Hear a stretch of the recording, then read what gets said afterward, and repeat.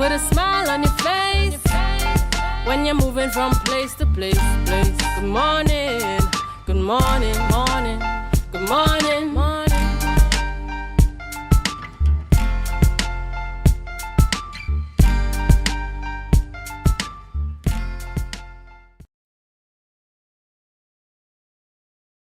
Good morning and welcome to the morning show here on Tobago Updates Television. It is Monday, the 5th day of May, or better known as Mayo de Cinco, 2025, and we're coming to you live from the Port Mall here in Scarborough, Tobago. I am Adana Combi, and this is the day that the Lord has made. We will rejoice and be glad in it.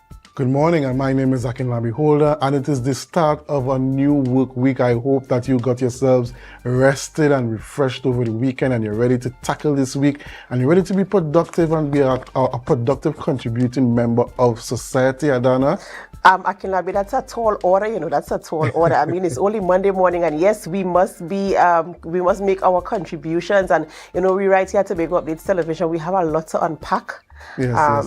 The cabinet was formed, and we have to talk about that this morning. Yes. We have to go through the paces and the observations that we made and the comments that are being made on social media platforms and so forth and so forth. So that might be my contribution for today.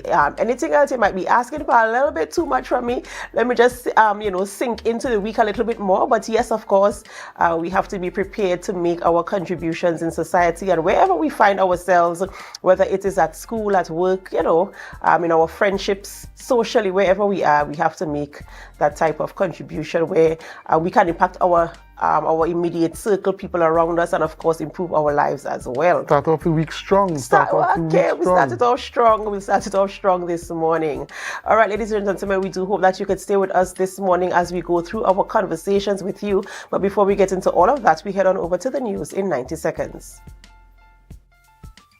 Thank you, Adana. Here is your news in 90 seconds for Monday, May 5th, 2025. Following the swearing-in of her cabinet, Prime Minister Kamala Persad-Bissessar declared her first priority would be to dismantle the Trinidad and Tobago Revenue Authority.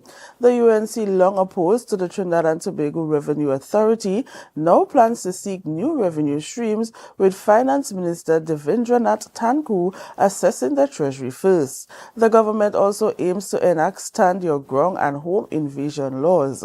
On energy, the drug and gas deal is officially dead, and Minister Dr. Rudal Munilal will explore oil and gas prospects in Grenada, Guyana, Suriname, and possibly Tobago. Up next, the National Transformation Alliance and the Tobago People's Party welcome the structure of the Prime Minister Kamala Persad-Bissessar's new cabinet.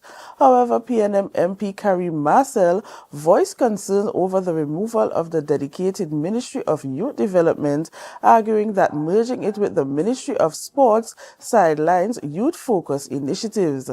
Marcel called on the Prime Minister to reconsider the decision, particularly given the UNC's campaign promises to empower youth. TPP leader Fali Augustine supported the tourism portfolio's inclusion under trade and backed the split of national security into defense and homeland security. NTA's leader Gary Griffith also supported the split and expressed confidence in the new ministers, offering his advice on security matters. And finally, political leader of the Progressive Democratic Patriots, Watson Duke, thanked the people of Tobago East and West for voting and commended the peaceful election process. He expressed deep gratitude to Curtis Douglas and the dedicated team who campaigned tirelessly across Tobago, spreading the PDP's message of unity and progress. Duke highlighted now that the election is over and the two representatives for both East and West have been selected by Tobago, he reaffirms PDP's commitment to fighting for representation in the Tobago House of Assembly and Parliament, declaring that they will not stop until Tobago wins and every Tobagonian wins. He pledged continued dedication to building a better and more inclusive Tobago.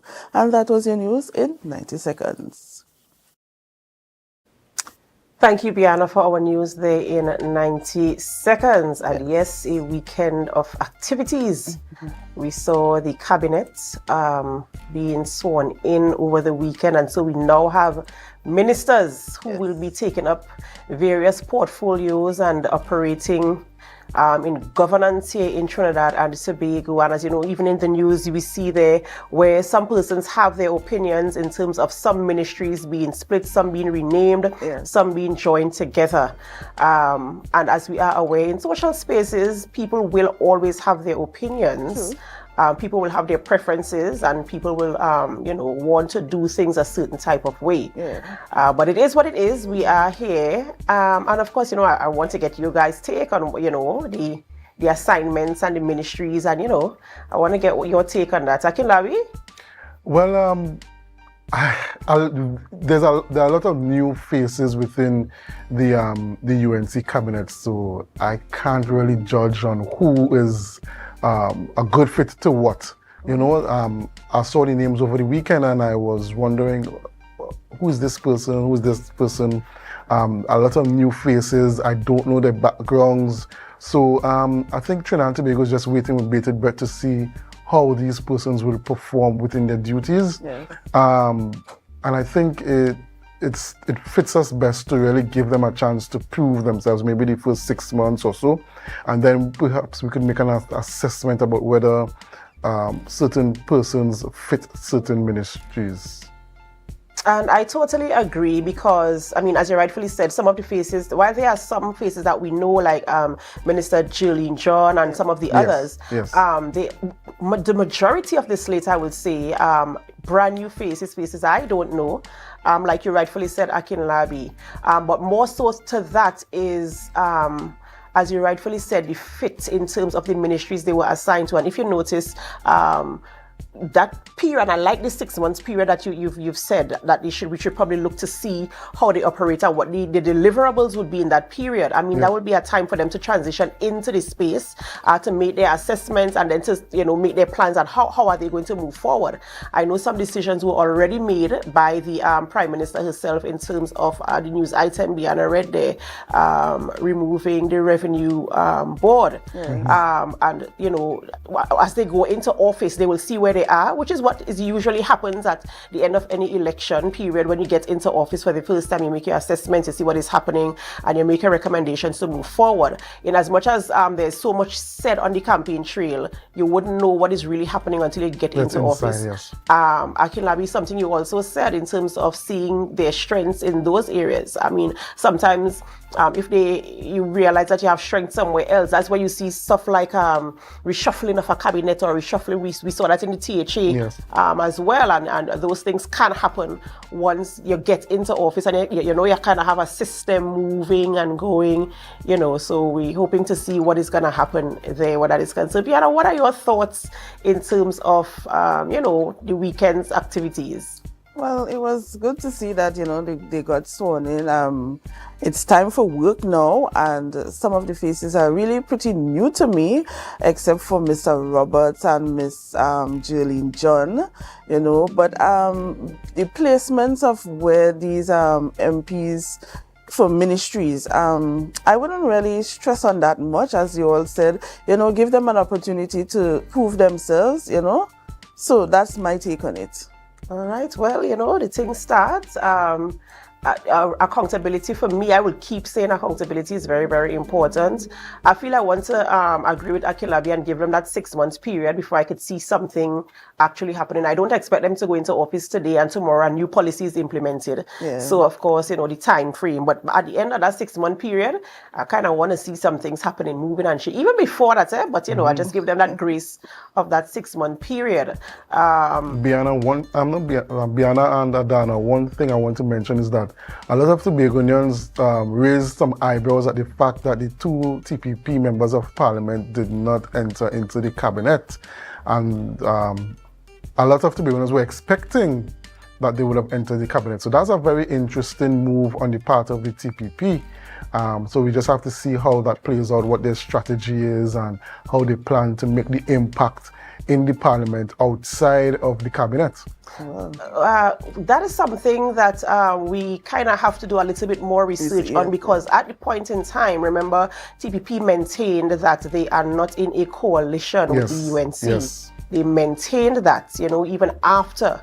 And so I am not sure how they would not have been integrated into the cabinet in that way as ministers of having responsibility, because they are not a part of the UNC coalition. So, but you remember, a lot of persons really didn't believe them when they were saying that they were part of. A lot of persons won't believe in them. So they still expected some sort of left curveball or something like that for them to be appointed into the cabinet. Even when I was speaking with Mr. Leroy George last week, he expected that the TPP would have joined the cabinet, as he thought that would have been the better move. But we see that the TPP maintained their independence from the UNC. And it will be interesting to see how they will be able to make that measure of impact. We spoke about, we were educated on the fact of how the cabinet operates and the day that is given for them to speak. So we want to see how effective and the kind of impact they can make on the opportunities that they are given to make their presentation in the House as well, to ensure they carry the issues of Tobago. Some of the things Tobagonians are also talking about is the Ministry of Tobago Development coming back on stream, one ministry assigned to Tobago affairs, and they have not seen that. So that too is very, very important to see how Tobago will be integrated in every conversation under every ministry, especially in terms of development. The development of Tobago is very, very important. So I want to see how they are going to make those contributions effectively and bring some measure of impact as well. One of the reasons why the Ministry of Tobago Development was formed in the first place was because a Tobago-based party had joined the partnership, which was the TOP. But in this instance, the TPP decided to stay out. So the UNC decided, well, if the Tobago-based party is not part of their coalition of interests, then they would opt out of sort of getting involved in the issues of Tobago's governance and Tobago's development. When I listened to the press conference, well, not really press conference, but they had interviews after the swearing in, and I was listening to the political lead of the TPP, Mr. Fali Chavez Augustine. He was talking about working together with the ministry. I think they were talking primarily about tourism, and he was pledging his commitment to work together and happy for the opportunity. In fact, the minister herself was talking about the fact that they will be working together. There will be a space for Tobago. So we really have to ensure, one, that we, the public, pay attention to what is happening, and that we also remind the two MPs, Tobago East and Tobago West, that they were pledged an opportunity to speak, to have their voices heard, and to bring Tobago issues to the fore where that is concerned. So we have a lot to look forward to and a lot to to contribute, to observe, and to assess, and to have our expectations at least met someplace in the middle halfway, somewhere 3/4, perhaps even 7/8 would be better, but it is what it is, and we keep looking on to see how the governance will operate and manage the affairs of Tobago. Thank you, Piana, so much for being on set with us this morning. We do hope you have a wonderful, wonderful day, and remember to remain consistent throughout this week.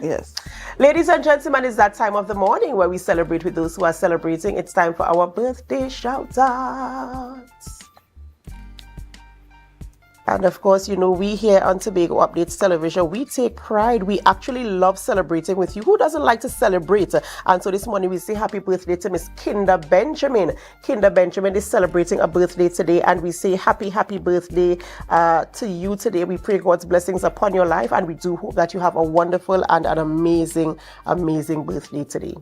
We move swiftly along and we say happy birthday to my good friend, good friend from long years back, Mr. Joseph Frederick. Happy birthday to you, good sir, and I hope that you receive God's richest blessings. We hope that you spend this with family and friends, and you get showered with a lot of love and gifts, and not only tangible gifts, but that quality time with those that you love and those that you hold closest to you.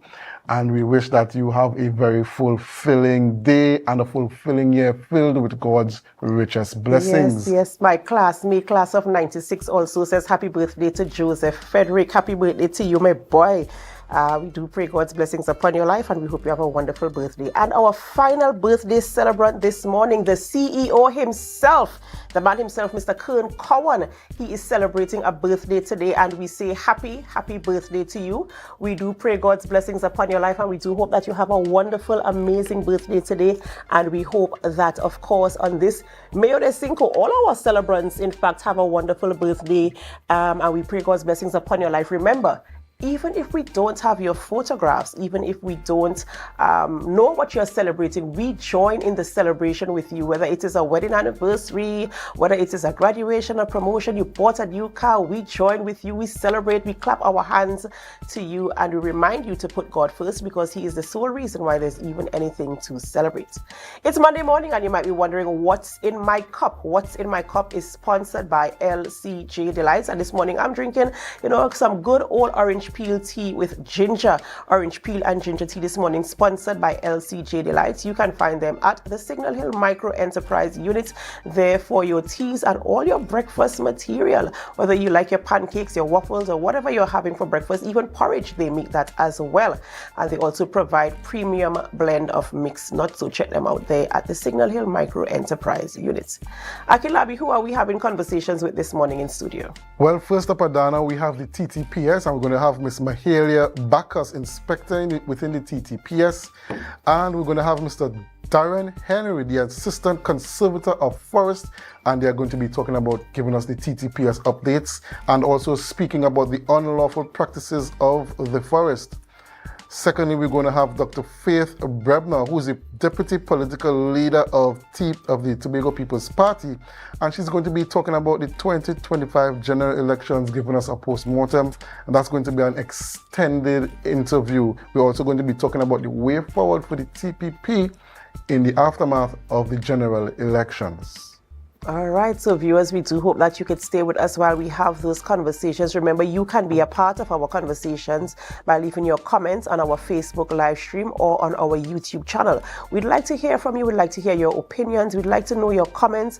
What are the things you are looking forward to the most in terms of our two ministers now being members of Parliament and representing us in the House, bringing forward Tobago issues. So remember, you can leave your comments on our Facebook live stream or on our YouTube channel. And for those of you who are viewing on AMPLIA 102 or floor 121 or 130, we say welcome this morning, and thank you so much for allowing us to be a part of your daily routine.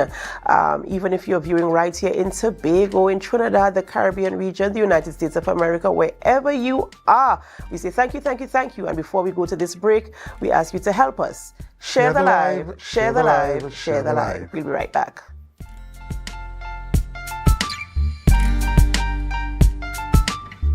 When the game is on, you don't want to miss the best moments.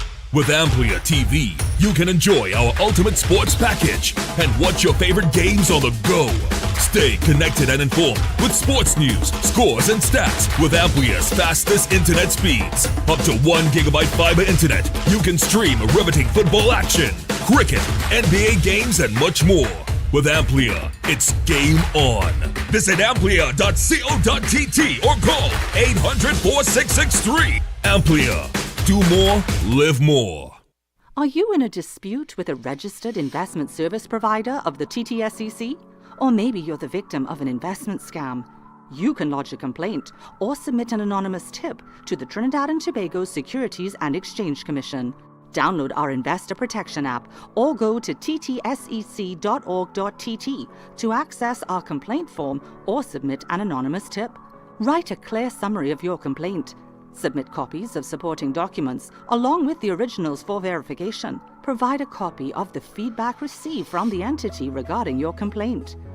All investor complaints or scam reports submitted by the public are acknowledged and reviewed by the TTSEC. Investigations are pursued based on the outcome of the review. Trinidad and Tobago Securities and Exchange Commission, protecting the interests of investors and the public. You invest, we protect. Everyone benefits.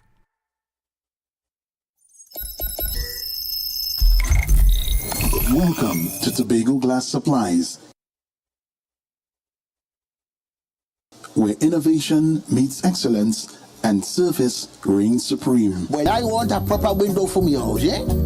I want no shake thing in my place. Our commitment is simple: to provide high-quality, innovative aluminum, vinyl, and glass solutions for both commercial and residential spaces. We get one wall on the side and we get one hole. You can put a window there, invent something, a window for put there. At TGSL, we don't just meet needs, we exceed expectations. Our range includes the finest aluminum cladding options, setting new standards in durability and style. Well, me meet ya. Me don't know who I'm talking to, but I the cousin Tufina tell me for call all you go get proper thing for put there. Me don't know. Driven by our passion to elevate, we aim to be the leading supplier in the Caribbean market while retaining our identity as a family-owned business. Driven? No, I ain't driving. I get a bus ticket. One of me picnic them go drop me down there. Must bring me down there. Russo Trade Springer down by the place down there. Because at Tobago Glass Supplies Limited, it's not just about products, it's about relationships. It's about you. It's all about me? Who's your family? You know Edna and Dorka and them, you know them, but you resemble them Edward Boy and them Edward people, them you. Tobago Glass Supplies, Russo Trade Spring Garden, telephone number 639-6266. Innovation, quality, service. That's Tobago Glass Supplies Limited.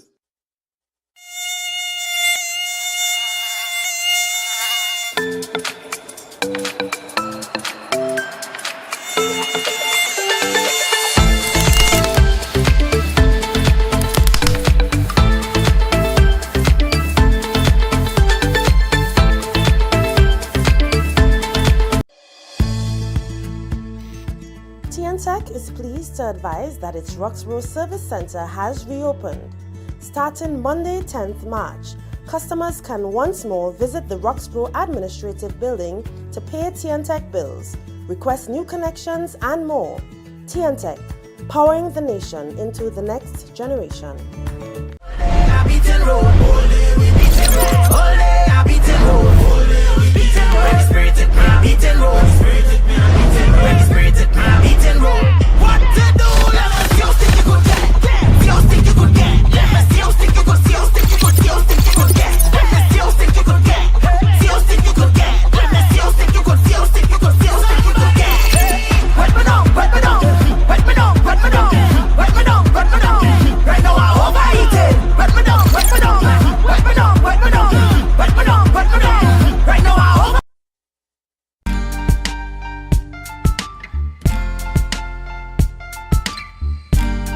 Put a smile on your face when you're moving from place to place. Good morning, good morning, morning, good morning, morning.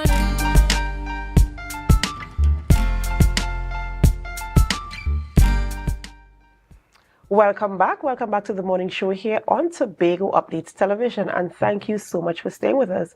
It's Monday morning, so of course we're going to be having conversations with the TTPS as we get the TTPS crime update here on the island of Tobago, and none other than Inspector Mahalia Bacchus is in studio with us. In addition to that conversation, we'll be speaking with Mr. Darren Henry. He is the Assistant Conservator of Forests, and we have to talk a little bit about the unlawful practices. One of our viewers dropped in some information in our chatter. We appreciate you so much. We're going to have that conversation as well. Good morning and welcome. Good morning. Good morning. Good morning to Tobago and the wider listening public. Of course, a pleasure having you in studio. And of course, you know, it's always a pleasure getting information from TTPS so that we know where we are as an island in terms of dealing with crime, apprehension, detection, whether anybody's before the court. And that's kind of what we want to find out this morning. We haven't had much of an update in the recent past, and we just came out of an election period, so we kind of want to know how did that go, as well as any other matters on the island of Tobago. Okay, so thank you, Adana. And the TTPS continues to work and work hard, and we have been doing a lot of work in Tobago. We had a lot of work being done over the election period, so the officers were really busy treating with the election as well as doing their regular duties and carrying out their responsibilities. I'm happy to report this morning that we were able to recover another firearm, and that brings us to 10 firearms for this period. And in comparison to 2024, we would have only gotten 4 around this time. So it is a feat that was accomplished by the TTPS in Tobago, and I think that the general public should give us a round of applause because when you take firearms off the streets, you are saving lives. Many lives are being saved by having firearms there. And it brings me back to the point where the TTPS in Tobago, in particular, we continue to focus on the illegal firearms, the drug blocks, the drugs that are infiltrating our society, because we see that this is the baseline of a lot of our problems that we are having in our communities throughout Trinidad and Tobago, and in particularly Tobago a lot. And while you're saying congratulate the TTPS, of course, for the detection and, of course, retrieving those firearms, an increase of retrieving 10 from 4 also means that is it a possibility that there are more firearms on the streets now? Because if, is it that the detection rate has increased, or is it that the firearms increase? Is it that what is happening? Because, I mean, where we are here in Tobago, we always say that we don't manufacture weapons here. They're coming in some way. And congratulations, of course. Yes, I will give you a round of applause for those 10 firearms that were retrieved. But does that mean that there are more on the streets to be retrieved? Is it that the number is increasing? So over the years, we would have recognized the trend is that as long as you have drugs coming into any society, it comes along with firearms, right? Because as you said, we don't manufacture them here. So they are able to infiltrate our borders in many ways, and they bring the drugs here, and it often comes with the firearms. So over the years, there have been firearms in the society. But what I would say is that based on the strategies and the skills that we have been using thus far, we were able to retrieve more of them from the streets, which is a plus for the TTPS. It means that what we are doing is working, and it is taking away these illegal elements from the possibility of reaching the hands of our young people, as well as the ones who cannot manage them, or who are not allowed to have them, and continue to create havoc in our society. And what about drugs? We're retrieving guns. What about drugs? Have we been able to any detection on those as well? We are having detections, but not in the large amount that we have had recently, but we would have had some in the past. You know that there are stipulations in place whereby a person can have 30 grams on them. So a lot of times when we have been raiding the blocks and doing the roadblocks and so on, drug block exercises, roadblock operations and so on. And we were able to, when we go there, a lot of the times we meet people with the prescribed amount that they should have. A lot of times, and there are times we would find, because we also take along with us the canine dogs, and we will find amongst like 300 and 400 and some grams in areas like in the bush nearby and so on. But we can't do anything about the ones who have the prescribed amount on them, which is the 30 grams.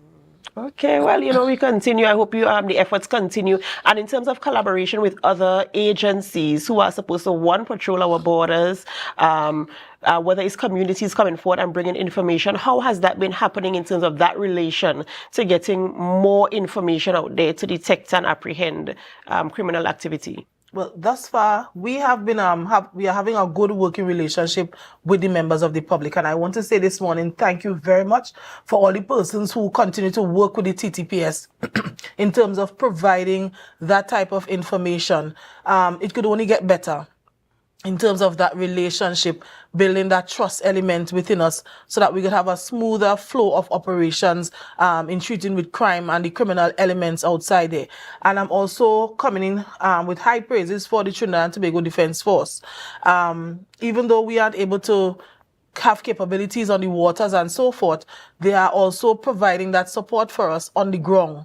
And very often you will see the police and the TTDF, the soldiers, moving together, doing joint patrol and doing operations together. So even though the SOE has ended, we still continue to use that support system that is available to us, because there's strength in numbers.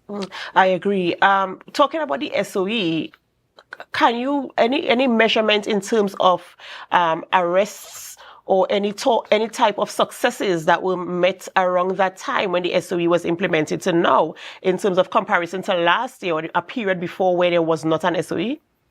I would say it was very effective, and in terms of the Tobago space, we were able to achieve a lot within that space of time in terms of the relaxation of the laws, which allow the police officers to do more. So we had a lot more raid and search exercises. We were able to actually target a lot of persons who, over the period of time, have been engaged in illegal activities or who are lawbreakers, if I should say. And we were successful.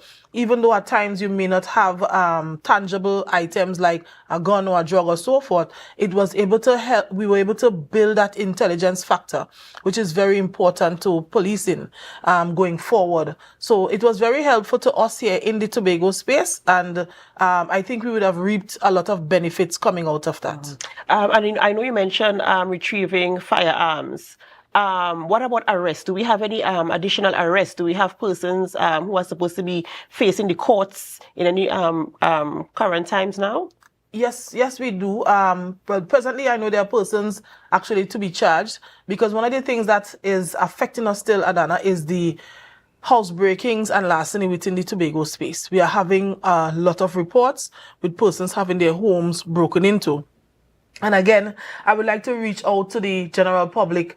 If you have information, because a lot of times they take items from these homes that they try to sell to other persons. If they don't remain in the Tobago space, they end up probably on the boat or something going to Trinidad or a pirogue or something to try to get a sale for it. So if you are there and you see someone coming around with a television or a toilet bowl set, anything that you think is unusual for that individual to sell, and especially if they don't have the capacity, they're not building, they're not doing, that should raise an alarm. It should be a matter of suspicion for you, and one where you can contact the police, even if you want to dial 999 211 555, and leave the information, and we would act on it, right? So it is one of the things that is giving us a bit of a challenge right now. And in order to treat with it, the public has to work with us, right? I've been on many of the programs here where we keep bring target hardening advice to members of the public in terms of your homes, how you secure your items, the things that you don't leave on the outside, right? Do not place the key under the mat and these kind of things anymore. And we keep trying to endorse the use of the CCTV cameras, because there are eyes when you are not there.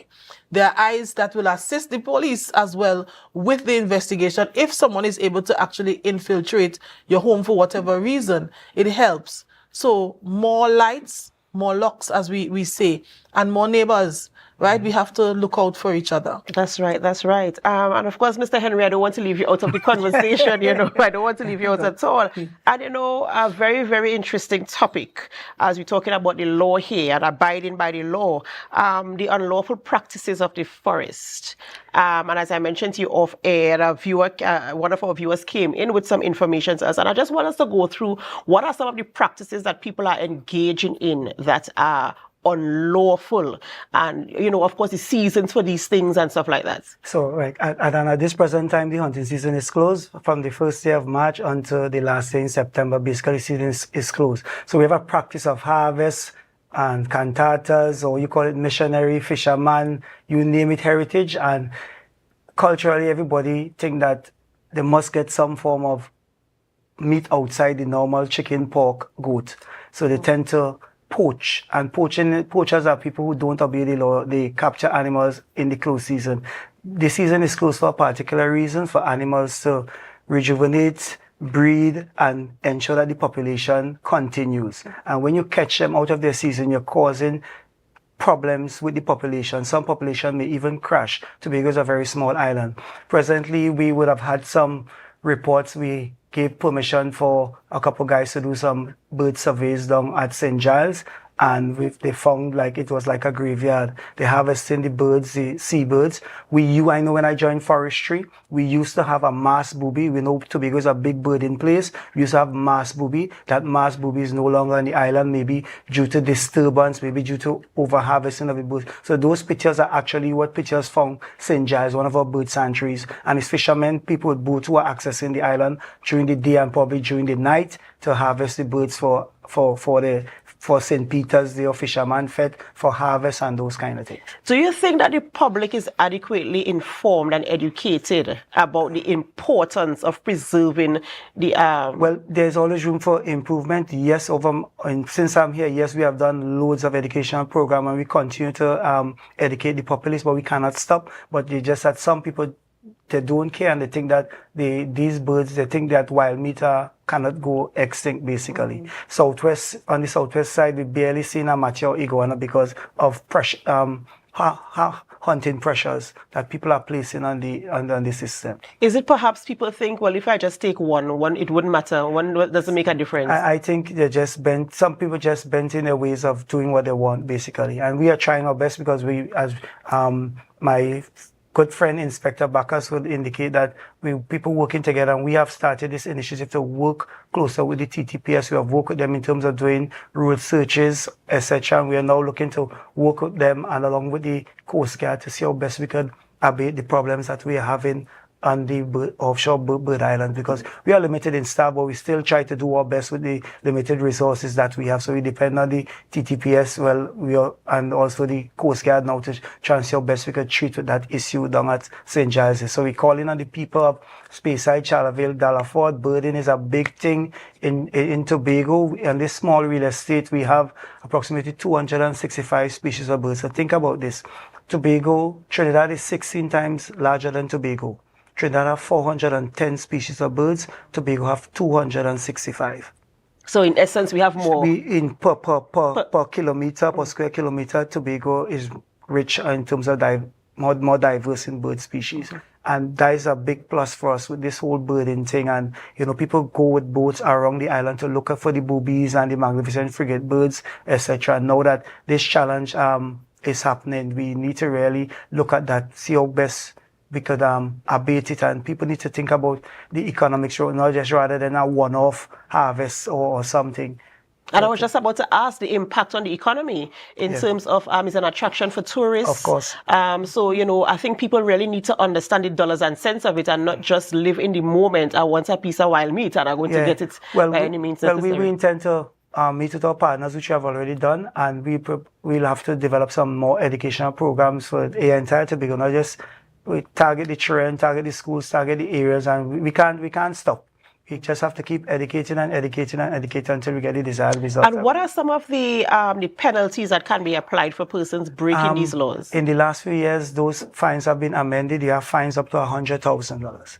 For if you're caught hunting during the close season, it's $100,000. That's the fine. But then when you go before the court, the magistrate have the leeway to discretion. Because, so we try different things. We try on the port, we try searches, cars coming up, cars going down, because we realize that wildlife are coming through on our ports or through our borders. So we try to, as best as possible with our limited resources. And, we really work together. And Inspector Bacchus mentioned about the guns and drugs. Over the past few years, we work closely with task force also. We know they have called us on certain situations when they go out. So there's a clear link between wild meat, the guns, and the drugs, all linked together. Who would have thought? Yeah. Who would have thought? Yeah. Yes. And I just want to leave this note with our viewers. $100,000 doesn't just come by just like that. So think about it. Is it that important to have that taste of that sweet wild meat outside of the hunting season, or should we just wait until the season, catch as much as you want during the season, and relax, allow the species to recuperate and procreate again, so that during each hunting season there will be enough to go around? Because I find it very disheartening that we're having this conversation this morning. And let's think about it. Let's think about, even if we don't think about that, let's think about the dollars and cents. Let's think about the income that can be generated through tourism.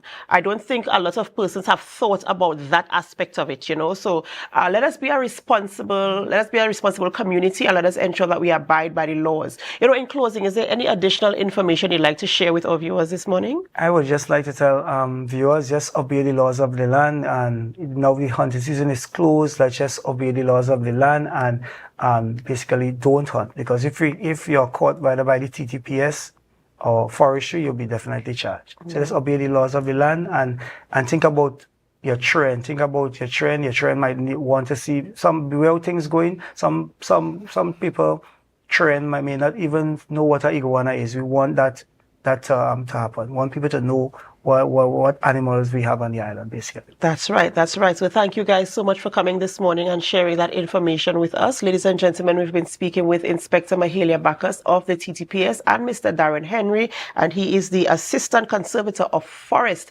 talking about the illegal and unlawful practices. And we heard the impacts that can have on our society and our economy and on your pocket. $100,000 does not just come by just like that. So let us be law-abiding citizens. Let us work together to ensure our Tobago space is a place where we are comfortable and where we can live and enjoy the resources that we have available to us. We have to go for a short break before we continue conversations this morning, and as we go, we invite you to help us. Share the live, share the live, share the live. We'll be right back.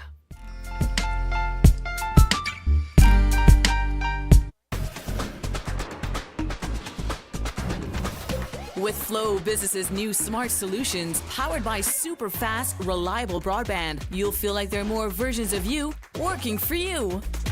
From website design, development, and digital marketing to promote your business, 24/7 business class support to cloud solutions, security, and more. Multiply your growth today.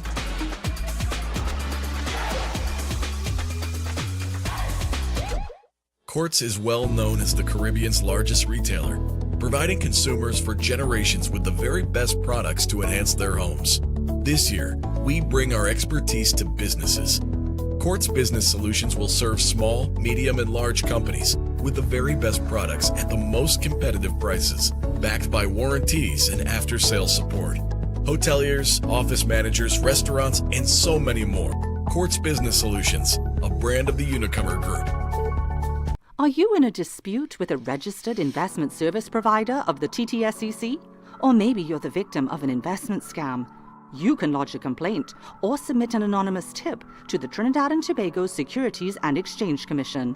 Download our Investor Protection app or go to ttsec.org.tt to access our complaint form or submit an anonymous tip. Write a clear summary of your complaint. Submit copies of supporting documents along with the originals for verification. Provide a copy of the feedback received from the entity regarding your complaint.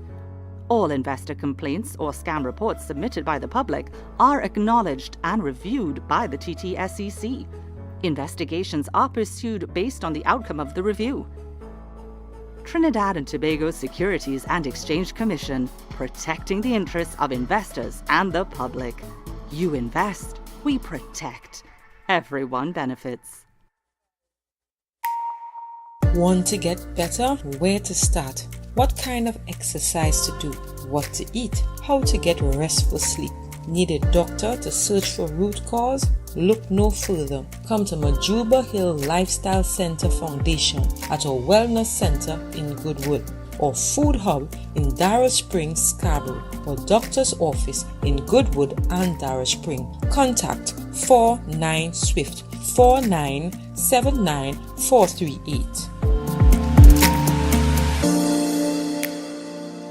Rotisserie, mouth-watering fries, salads, combos, and specials galore. Feeling for something to eat? Come and see. Our rotisserie is seasoned to the T. Kicking chicken, masala, and jerk roast. Crispy fries made from scratch. Who do you know can beat that? Or salads freshly cut and packed. When you taste it, you'll be wanting to come back. So come check us out on number 2 Robinson Street, Uptown Scarborough, Tobago. We open on Saturday nights from 7:30 to 11:30 p.m. Monday to Thursday, we're open from 10 a.m. to 9:30 p.m. and on Friday, 10 a.m. to 4:30 p.m. Contact us at 772-7443 and all social media handles at The Rotisserie Factory.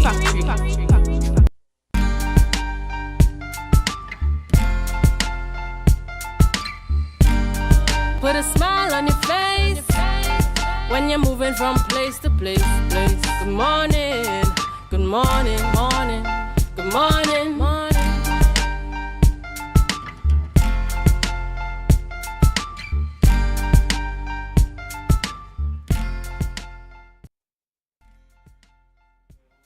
Welcome back to the morning show here on Tobago Updates Television, and thank you so much for staying with us. We continue conversations this morning. As you are aware, the general elections 2025 held here in Trinidad and Tobago concluded on the 28th of April, and we saw the outcome there, the UNC being forming the government of Trinidad and Tobago. We also had successes in Tobago where we had 2 MPs from Tobago East and West representing the Tobago People's Party, the TPP, are now members of our parliament in the form of Joel Sampson for Tobago West and Mr. Thomas for Tobago East.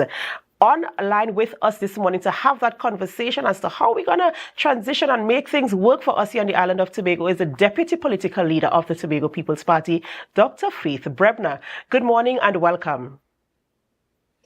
Good morning and thank you for having me. Good morning, Dr. Brebner.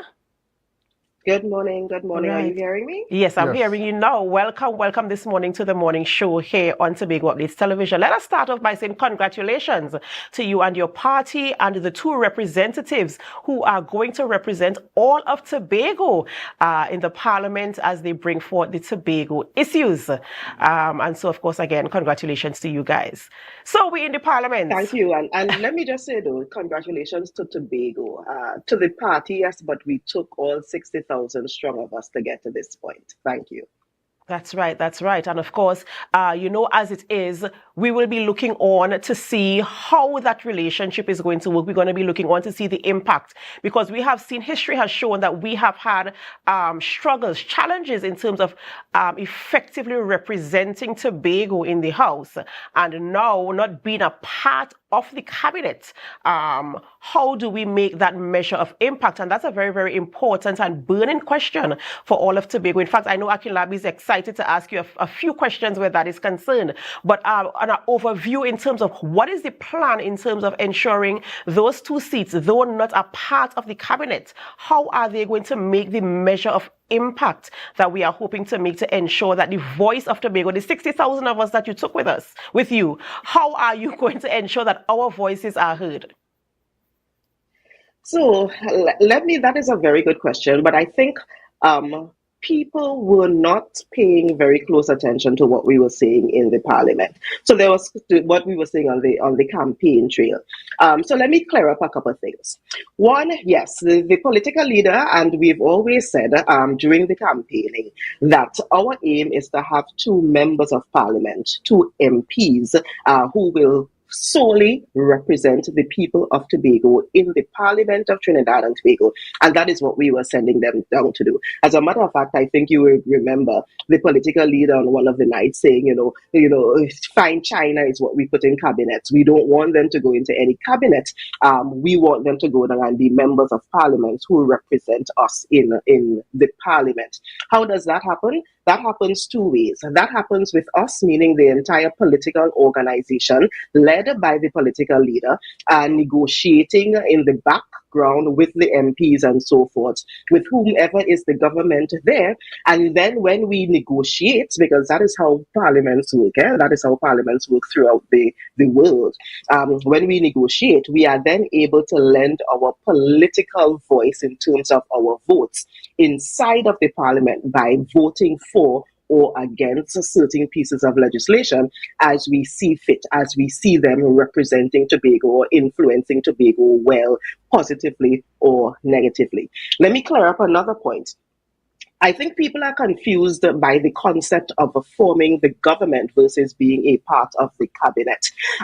Whenever an election happens in the Parliament of Trinidad and Tobago, what the law basically says is the president will make the person who he or she thinks has the greatest volume of support by the number of elected members and make that person the prime minister.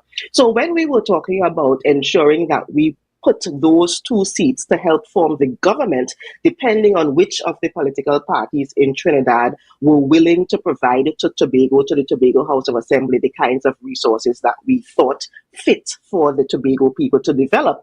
That is what we meant. We meant after the election, if there is a very, very close race and we need these 2 seats to make up the majority in the parliament, we will say yes. We will provide support to either the PNM or the UNC, depending on who is able to provide to Tobago the things that we think Tobago needed to happen. That did not mean necessarily being a part of the cabinet. And why is not being in the cabinet such an important critical factor? Cabinet requires you to have, very much like the executive council, requires you to have something known as collective responsibility, meaning whatever decision is made within there, all of us agree that whether we agreed or not, whether we had a minority issue or not within there, we all come out of that room having one voice saying, yes, we agree with whatever the cabinet, or in the Tobago space, whatever the executive council agreed to. We did not want our members to be caught up in a situation where they needed to have collective responsibility for something that may happen in the cabinet that may not have necessarily been the best thing for the people of Tobago. And that is why we've always been very clear that our aim going forward is to have those 2 voices in the parliament and not necessarily in the cabinet of Trinidad and Tobago. But the aim is to continue negotiating. And by the way, those negotiations have started already. I am very, very pleased to say those negotiations have started. And very, very soon Tobago will see the benefits of those negotiations. Dr. Bebna, as you stated recently, just a little while, you said you wanted to negotiate from opposition within the parliament and not necessarily within the cabinet. We had some conversations a couple of weeks ago with the former Senator Hislop, and he stated that the private members usually have one chance to speak per month. Now that the PNM and the TPP are in opposition, and it's no secret that the PNM and the TPP have no really good relations with each other. You don't see eye to eye on many things. How would you all now negotiate who speaks when? Have you all begun to have any kind of conversations with the People's National Movement concerning this? Do you all have any concerns or fears that the People's National Movement may stifle or may not give you all as many opportunities to speak within the House? How does the TPP plan to negotiate that, to navigate that, sorry? Certainly. So what you've identified is the fact that the PNM has been and probably continues to be a very wicked organization. And they continue to be and they have intentions of being a very, very, very wicked organization to Tobago and the people of Tobago. So for the PNM to even suggest that the 2 Tobago representatives who are in the parliament duly elected would not get an opportunity because they will continue to try to stifle us says something about that organization. And I want all of Tobago to listen to that and to be careful about that as well. But I want to take us back to something else though. What we have is a situation where, there's something called political will, where something can happen if the people who are in charge want it to happen. We now have a situation, Akinlabi, where we have a prime minister who is not part of the evil PNM, as my words, not yours. And we have a chief secretary who is in Tobago representing the Tobago People's Party, but representing all of Tobago. We have a situation where the law is very, very clear about how these 2 entities, meaning the government of Trinidad and Tobago and the Tobago House of Assembly, should be interacting with each other. Very clear. The Chief Secretary and the Prime Minister should be meeting as frequently as they need to. The members who are ministers should be meeting with the secretaries as frequently as we need to. What we are now going to see is political will. What we are now going to see is the fact that in many instances, the PNM did not do what the law said that they were going to do. And we are hoping that as the newly minted Prime Minister said while she was being inaugurated, that she will actually, and her cabinet and her government would actually respect the Tobago House of Assembly and would respect the laws that govern the Tobago House of Assembly. So we will be able to collectively meet, negotiate, and do what we have to do on behalf of the people of Tobago. But I'm really, really glad that you are identifying that even in a situation like this, the PNM is still being and trying to continue to be wicked to the people of Tobago. That is a sad state of affairs. Dr. Bremner, I just want to make a slight correction there. I don't think, in my recollection, I don't think the PNM, the member, said that that is what is going to happen. Yeah. He said it's a possibility. He was kind of looking at the what is possible to happen. So we're just gonna. I'm not. So that's fine. You can clear it up so that you do not have to make a call of apology. But I am saying the fact that that even comes out of their mouth as a possibility means that they are thinking about it and they are thinking about doing it. I will take it. You don't have to take it. I will absorb Tobago updates from that. I will say that the fact that they have even said it means that they are thinking about it. Your apology and your correction, your clarification is fine. All right, and moving forward, one of my questions was going to be, and you alluded to it earlier, in terms of the relationships for negotiations with the UNC, the current government, the current cabinet, in terms of identifying specific projects that you want to see implemented in Tobago. What is the conversation like, and what is the likelihood of a nod in the favor of Tobago to ensure, if even not a complete project, but at least some type of negotiation in terms of advancement for projects on the island of Tobago, whether it be increases in allocations, whether it be increase in resources, whether it be tightened partnerships. What is the conversation looking like? And in terms of the realistic outcomes or the expectations of your outcomes, what is the position where that is concerned right now? Very good question. I think the tenor of what we are doing has already started. I think the Chief Secretary already said it in an interview while in Trinidad, that he actually had one of the first meetings with the Prime Minister after she was inaugurated earlier this week. That very night, he actually met with her, the team met with her, and we started the negotiation. What the foundation of those negotiations, though, are based on the relationship between the two entities, the level of mutual respect that is to happen between the two entities. And when we start from a level of mutual respect, then the negotiations can happen in a way that is practical. So, for example, the TPP does not expect that tomorrow morning we will get 20% of the budget, because that is just not a practical thing for us to expect. We would love it if we get 20%. What we are looking at, for example, is to go back and look at the percentage of the population that Tobago stands at, which is just a little over 5%. And we start there with the negotiations. But when you are sitting around a table with somebody who is negotiating in good faith, that makes a big difference in what comes out of it. So we are looking at, and I'll give you some very broad examples. We are looking at, yes, the volume of money that actually comes to the Tobago House of Assembly. We are at this point very close to the midterm review, and this is a space where we are able to say to the government, this is how much we've gotten before, this is how much we've spent, this is how much more we need based on our projections and so forth, so we can have that kind of good faith negotiation.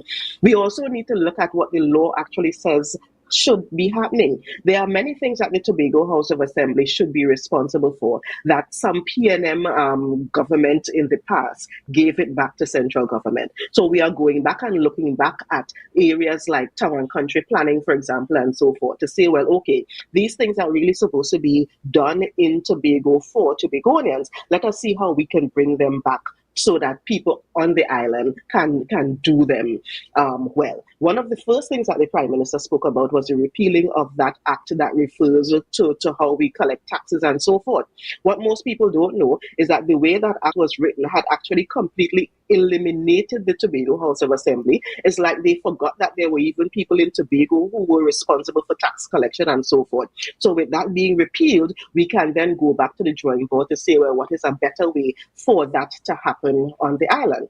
When we look at, for example, how we deal with international agencies, and in many instances, the government of Trinidad and Tobago, the evil PNM government of Trinidad and Tobago, refuses to give something as simple as a non-objection letter for us to have projects, for us to work, for us to get technical assistance from international agencies. Those are the areas that we have gone to them. indicating that these are simple things that could be fixed. But I said what I said at the beginning. It starts with political will, and it starts with us being equal partners. It starts with us being at the negotiating table and negotiating in good faith. And that is what we hope the people of Tobago would be able to benefit from this newfound relationship between these two entities, because we respect each other, we understand each other's position, and we go forward for the best thing for Trinidad and Tobago. All right. And, you know, of course, we saw there at the swearing in of the cabinet on Saturday, we saw where conversations already started happening, where we saw interviews with, as you mentioned, the chief secretary there. And we also heard that the Minister of Culture, I think, if I'm not mistaken, was saying that she is willing and open to have the conversations to see where Tobago will fit in on it. So I do hope, and where we position ourselves, not just Tobago Updates, I'm speaking on behalf of myself and the 60,000 of us, that the conversation actually comes to a place where we can see benefits. Question that I would personally like to ask is, because for me, it's all about assessment and also ensuring that we can see the outcomes. How do you measure the outcomes? So what kind of time frame as a party collectively have you decided that, listen, this is the time we want to start to see impact. This is the time we want to start to see a yes. This is the time we want to start to see, yeah, we're moving forward with this. What kind of time frame you're looking at to see any measure of impact taking place? Certainly. So we are beginning from day one. Today is the official first day for many of them. We hope to have our meetings, as in the individual secretaries meeting with the individual ministers and so forth going forward. Our midterm review is within the next couple of weeks. So I think that is a good place to start seeing some kind of movement. But even before then, because those conversations have started, I would not necessarily want to project a timeline. As you know, that's one of the things that I have never done, being in this position as a politician or as a secretary or DCS. I don't give timelines because even though we may have an internal timeline, stuff always happens. But I would say, looking at the midterm review period, that would be a good time to see whether the needle has actually begun shifting on behalf of the people of Tobago. And let's just say quickly, last year, remember when we asked in the midterm review, we asked for 100 million or so for oil spill, we asked for another 100 and something million for other things, and all we got was the 50 million as it related to oil spill. So let's just look at that as a benchmark and see where we go from there. That's very good that you were able to identify, because you literally have to identify a specific project to see where. So I'm happy that you brought that to the fore as well. So hopefully we can see some kind of indents there. And in closing, my final question to you is a feel-good question, right? Our two MPs, how do they feel? I hope we get to speak to them at some point in time. But from where you sit and the conversations that you've been having, what is the feeling like for our two MPs? They are so excited about this. I mean, they are the ones who identify themselves as wanting to do this on behalf of the people of Tobago. So to be given the opportunity to finally be in a position where they can possibly change history. This is actually such a momentous occasion. Children who are going to school 30, 40, 100 years from now will be reading about David Thomas and Joel Sampson as being the MPs who helped to change the course of Tobago.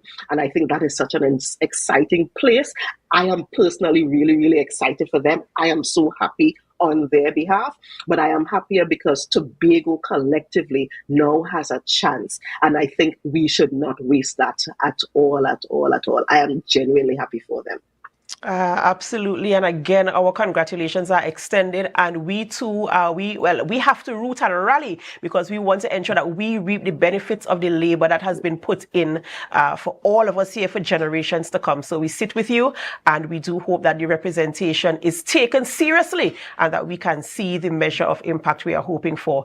Ladies and gentlemen, we've been speaking with Dr. Faith Brebner, Deputy Political Leader of the TPP, Tobago People's Party. The outcome of the general elections 2024 2025. Our 2 representatives from Tobago East and West sitting in the Parliament and representing Tobago, bringing forth our issues. And we heard about the plans, the strategies in terms of negotiations and how they are going to partner with the cabinet to ensure Tobago gets what Tobago needs. We have to go for a short break before we continue conversations, and we do hope that you can stay with us. And as you stay, we invite you to help us share the live, share the live, share the live. We'll be right back.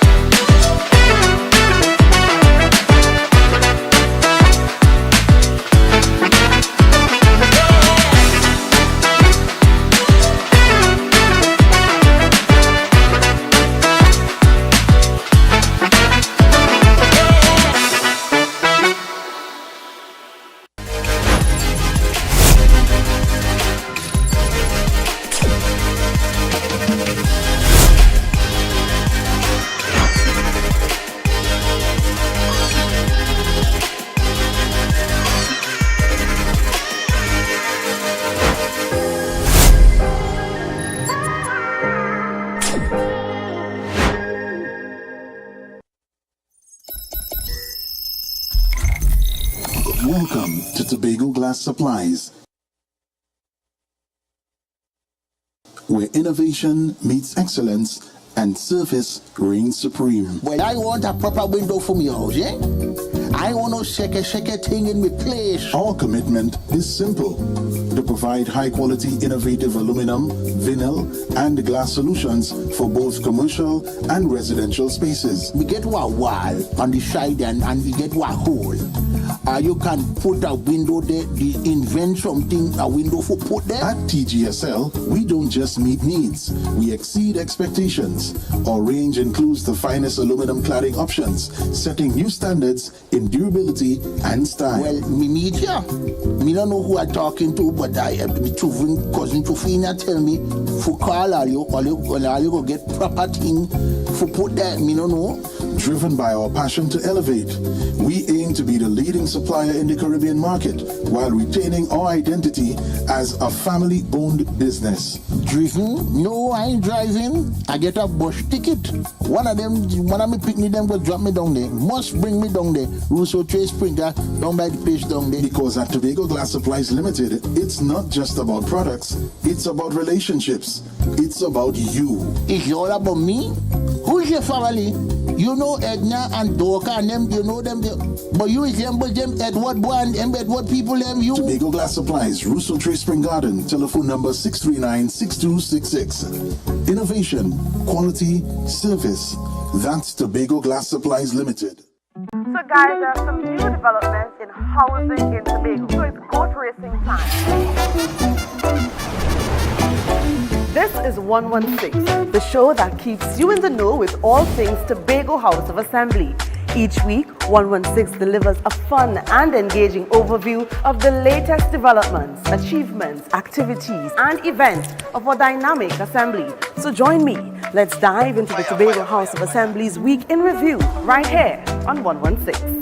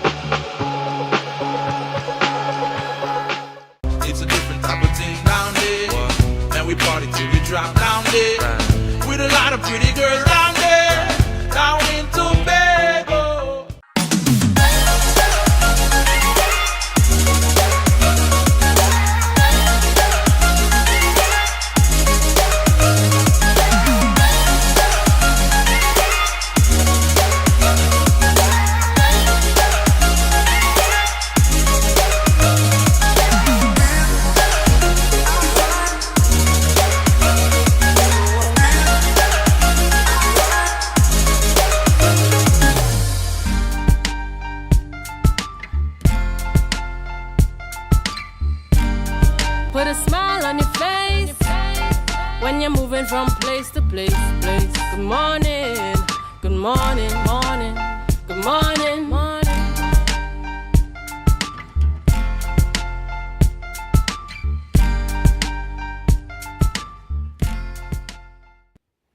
Welcome back, viewers, to the Tobago Updates Morning Show. And today we have in studio with us Miss Rhea Sampson, the events coordinator at the Magdalena Grand Beach and Golf Resort. And she is here to speak to us about Pamper Her in Paradise.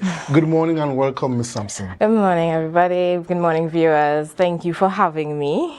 So yes, we are here to discuss Pamper Her in Paradise. It's a 2-night package for mom. You know, this week is all about celebrating mom, so we're here to celebrate her.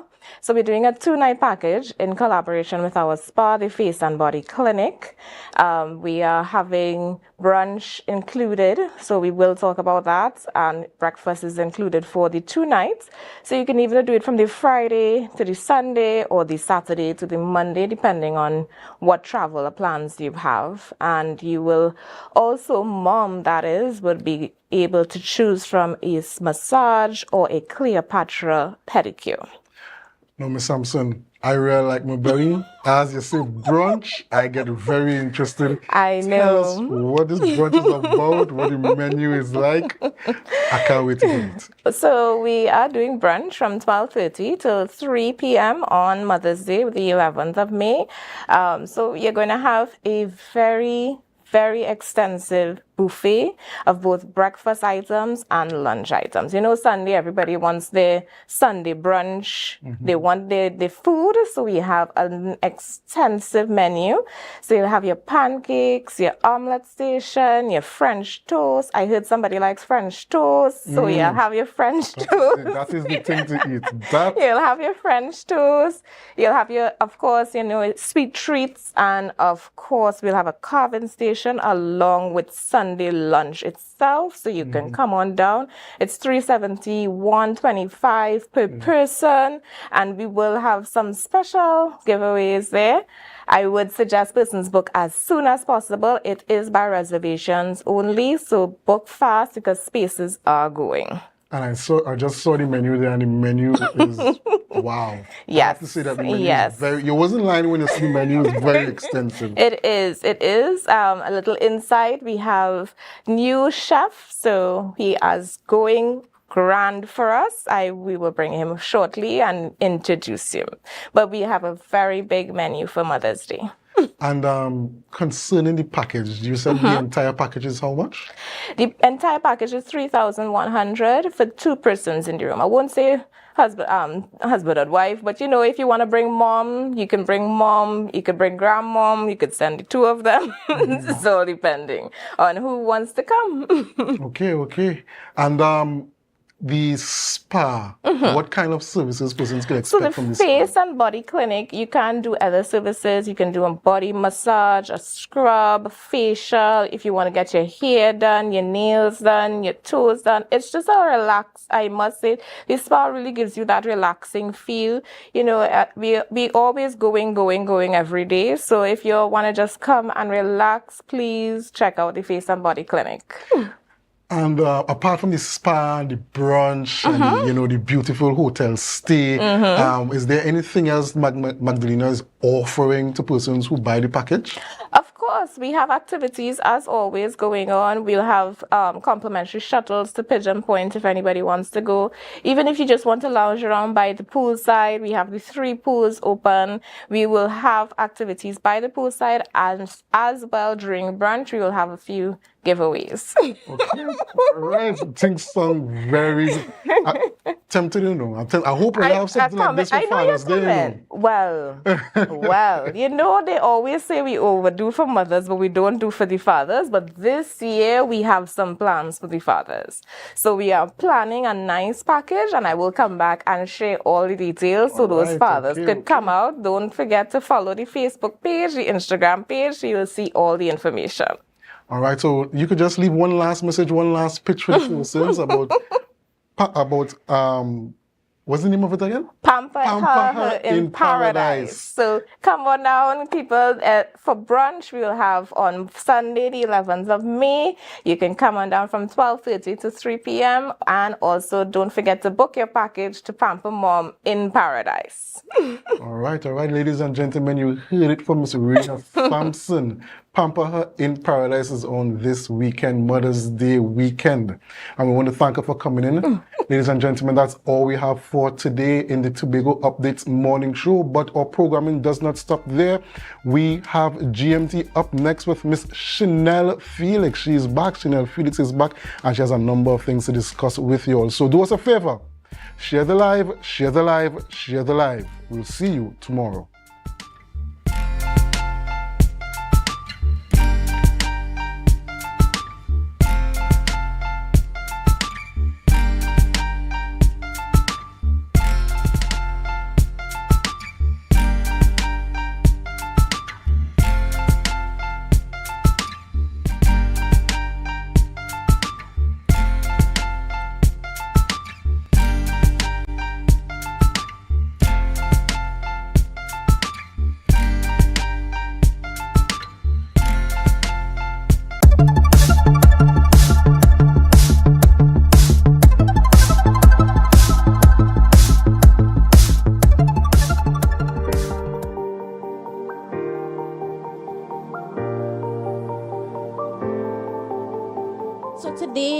As we converge here at the Victor E. Bruce Financial Complex to culminate the commemoration of Global Money Week through our Smart Sense Video Challenge prize-giving ceremony, we recognize the importance of financial literacy in shaping a secure and successful future. I feel heartened, excited, and I'm indeed happy because when I looked at the goal of Global Money Week, the goal really is to ensure that all children and young people have access to high quality financial information and education that allows them to make smart financial decisions that can improve their future financial resilience and financial well-being. Today, I'm also heartened to see the students that are represented here today, that we are able to hone the skills that you have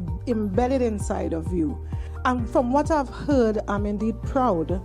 And I feel a sense of accomplishment that with financial literacy and the mandate that we have here in the division, that we are able to bear this kind of fruit and see these kinds of results.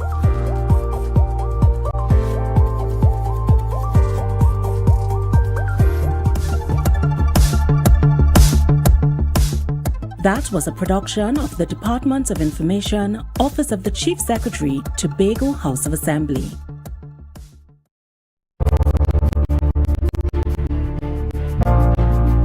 You're viewing Tobago Updates Television, your exclusive gateway to Tobago, broadcasting the beauty of this island paradise to the world.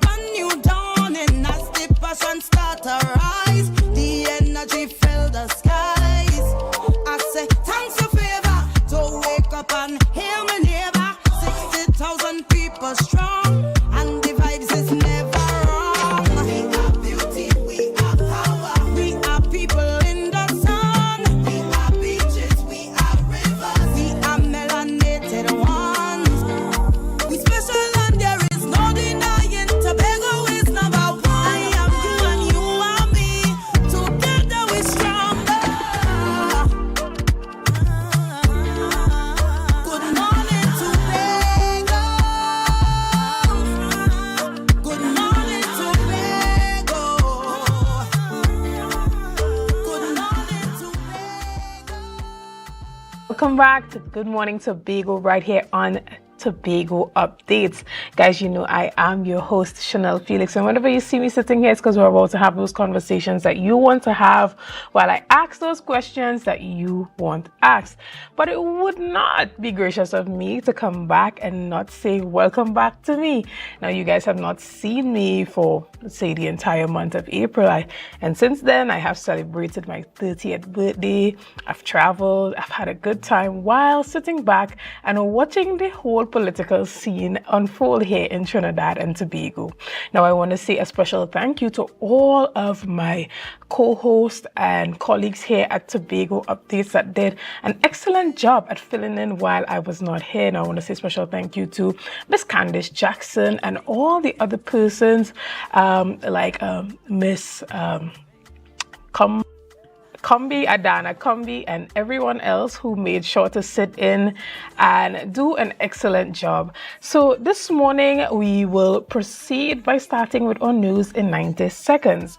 Now, following the swearing in of her cabinet, Prime Minister Kamala Persad-Bissessar declared her first priority would be to dismantle the Trinidad and Tobago Revenue Authority. The UNC long opposed the Trinidad and Tobago Revenue Authority and now plans to seek new revenue streams. The Finance Minister, Devendranath Tanku, assessing the Treasury first will be their first priority. The government also aims to enact stand your ground and home invasion laws. On energy, the Dragon Gas deal is officially dead. The minister, Dr. Rudal Munilal, will explore oil and gas prospects in Grenada, Guyana, Suriname, and possibly Tobago. Additionally, the National Transformation Alliance (NTA) and the Tobago People's Party (TPP) welcomed the structure of Prime Minister Kamala Persad-Bissessar's new cabinet. However, the PNM MP Kareem Marcel voiced concerns over the removal of the dedicated Ministry of Youth Development, arguing that merging it with the Ministry of Sports sidelines youth-focused initiatives. Marcel called on the Prime Minister to reconsider the decision, particularly given UNC's campaign promises to empower youth. TPP leader Farley Augustine supported the tourism portfolio's inclusion under trade and backed the split of national security into defense and homeland security. NTA's leader, Gary Griffith, also supported the split and expressed confidence in the new ministers, offering his advice on security measures. And finally, political leader of the Progressive Democratic Patriots, Watson Duke, thanked the people of Tobago East and West for voting and commended the peaceful election process. He expressed deep gratitude to Curtis Douglas and the dedicated team who campaigned tirelessly across Tobago, spreading the PDP's message of unity and progress. Duke highlighted now that the election is over that the two representatives for both East and West have been selected by Tobago. He reaffirms PDP's commitment to fighting for representation in the Tobago House of Assembly and Parliament, declaring that they will not stop until Tobago wins and every Tobagonian wins.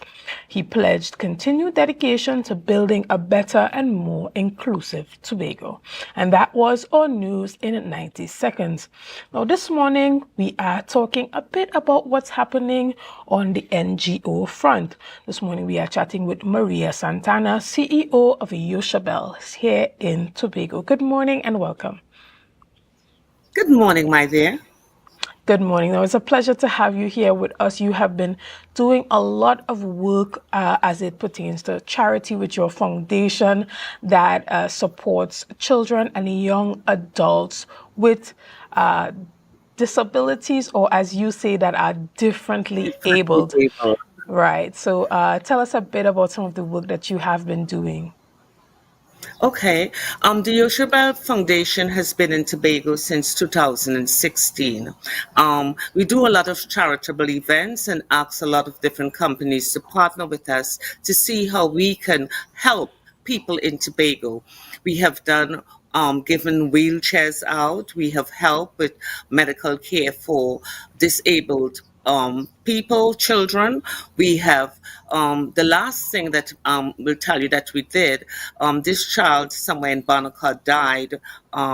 The child who was differently abled, and we were able to do a monetary donation to the mother in helping with the burial expenses. We will be hosting a bingo on Sunday, the 8th of June, 2025, in order to raise funds for the foundation.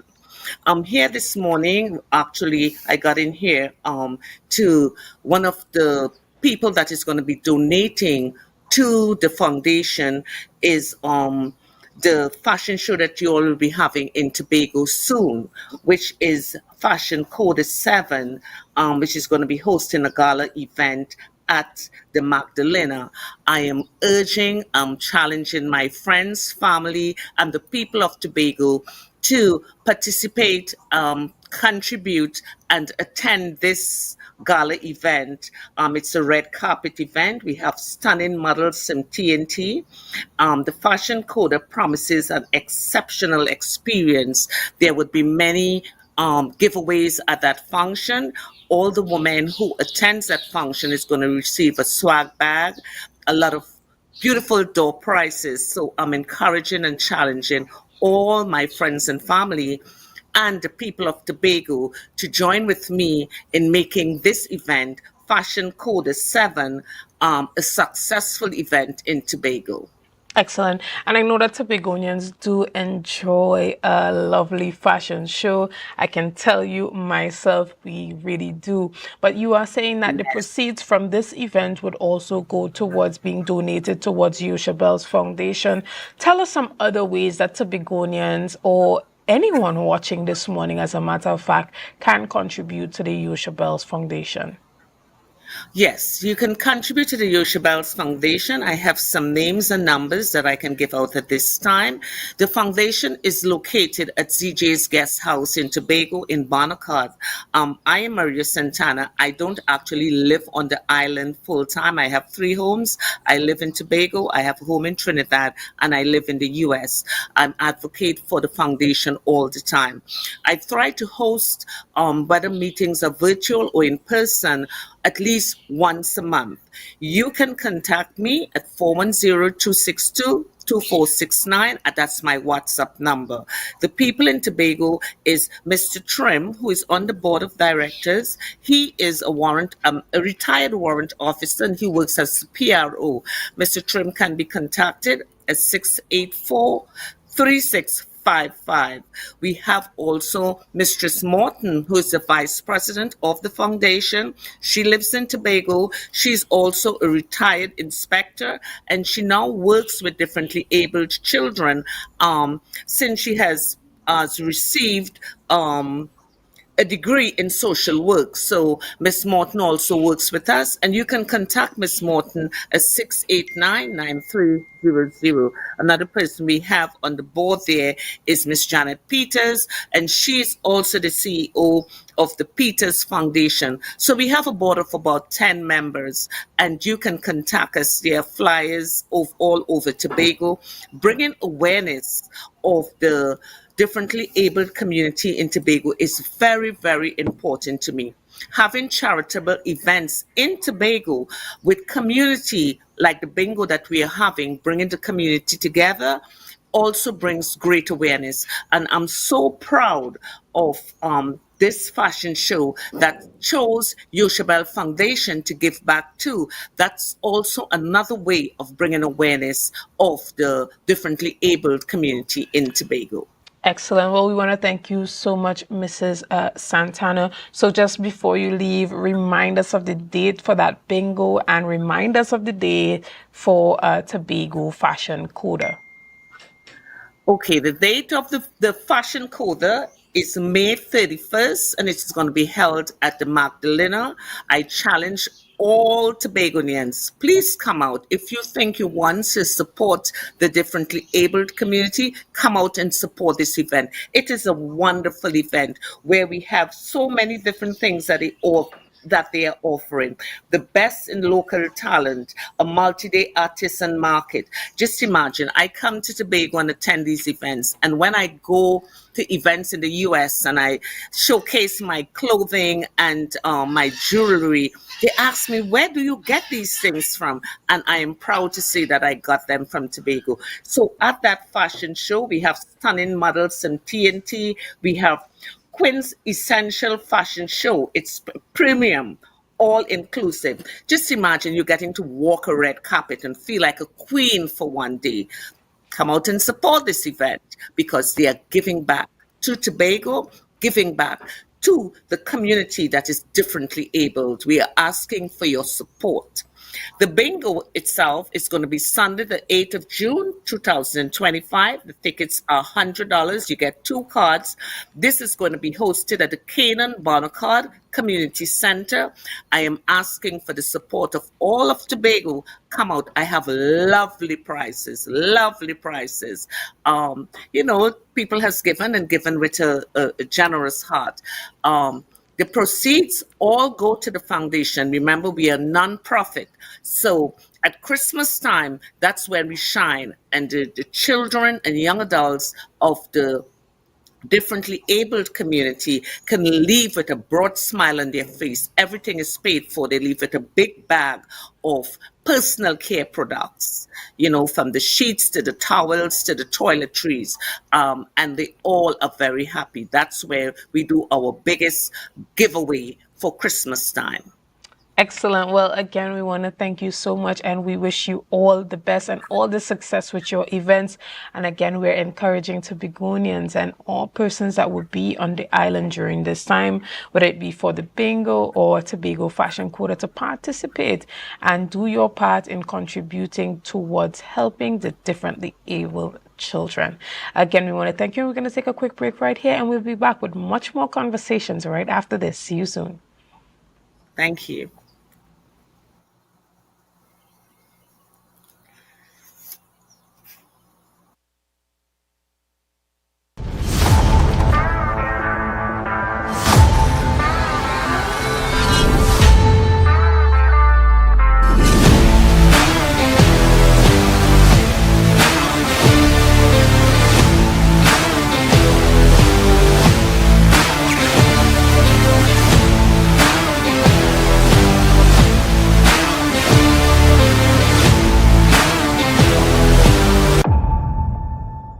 You can now get whatever you need whenever you need it anywhere in Tobago with Tobago. Your meals, medication, groceries, and shopping all delivered directly to you. No more hassle, no more stress. Get the Tobago app today on Google Play or Apple App Store. That's TAPPOGO, and let us deliver to you. Check our website at www.tapogo.app or call the experts at 494-TOGO and 484-4746. Tobago. Relax. We will get it to you. Tobago's at your service.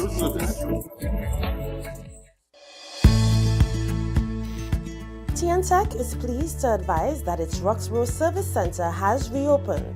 Starting Monday, 10th March, customers can once more visit the Roxborough Administrative Building to pay TNTech bills, request new connections, and more. TNTech, powering the nation into the next generation.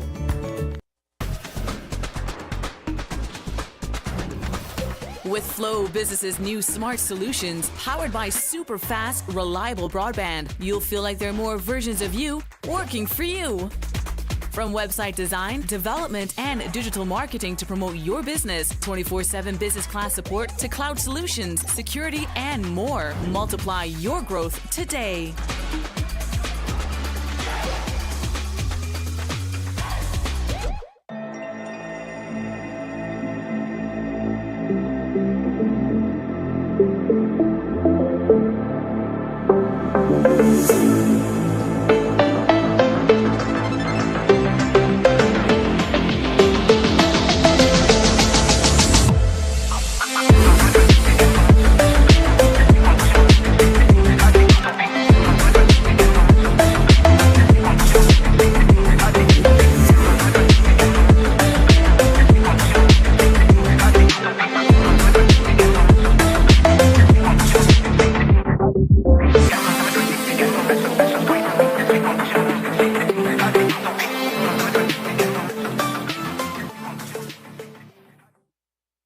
you in a dispute with a registered investment service provider of the TTSEC?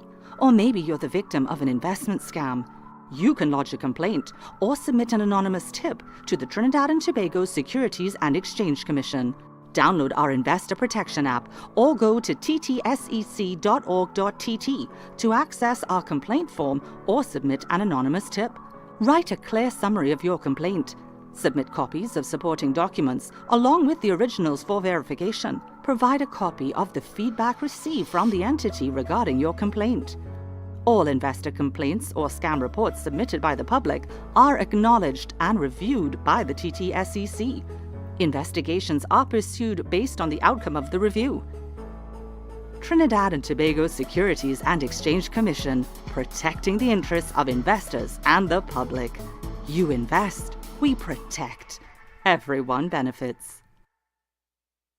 Quartz is well known as the Caribbean's largest retailer, providing consumers for generations with the very best products to enhance their homes. This year, we bring our expertise to businesses. Quartz Business Solutions will serve small, medium, and large companies with the very best products at the most competitive prices, backed by warranties and after-sales support. Hoteliers, office managers, restaurants, and so many more. Quartz Business Solutions, a brand of the Unicomer Group.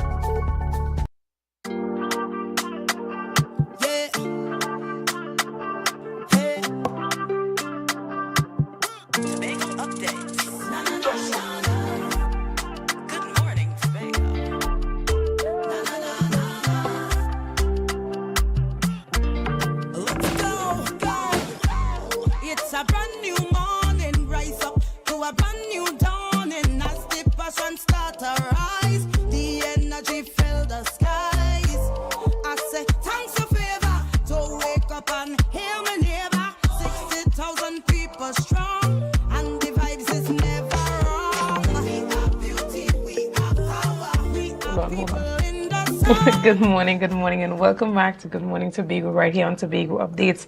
I am your host, Chanel Felix, and this morning we continue our conversations here, and we are chatting all about that International Day of the Midwives. And this morning I have the privilege of sitting in studio with two lovely ladies here with me. We have Mrs. Beverly Batiste Gunn, who is the AG head midwife and a registered nurse and a licensed midwife. We want to say good morning to you and good morning. Welcome to Tobago Updates. Thank you. We also have joining us Miss Shireen Mentor Prokop, who is a registered nurse as well and a licensed midwife. Good morning, ladies, and welcome. Morning. Thank you for having us. It's a pleasure to have you here this morning. We are talking about what you call it, midwifery. Yes. Midwifery. Yes. I got that correct, right? Yes. And so the industry or the area is specifically focused on helping women to deliver babies, right? Yes. At what point does a midwife come into play? Are they there during the pregnancy, or are they just there at delivery? Midwives come into play at the beginning. Ideally, it should be in a preconceptual phase before pregnancy. So from the point of view of a planned parenthood, preparing your body, preparing your mind, the both partners for the pregnancy is ideally when healthcare should be sought. But we are along the whole term of the pregnancy before, at the beginning, delivery, postpartum, aftercare. Excellent. And is it popular here in Tobago for women to seek a midwife even before conceiving? Ms. Gunn. Yes, it is, because most of our women attend antenatal care, where midwives are the primary caregiver.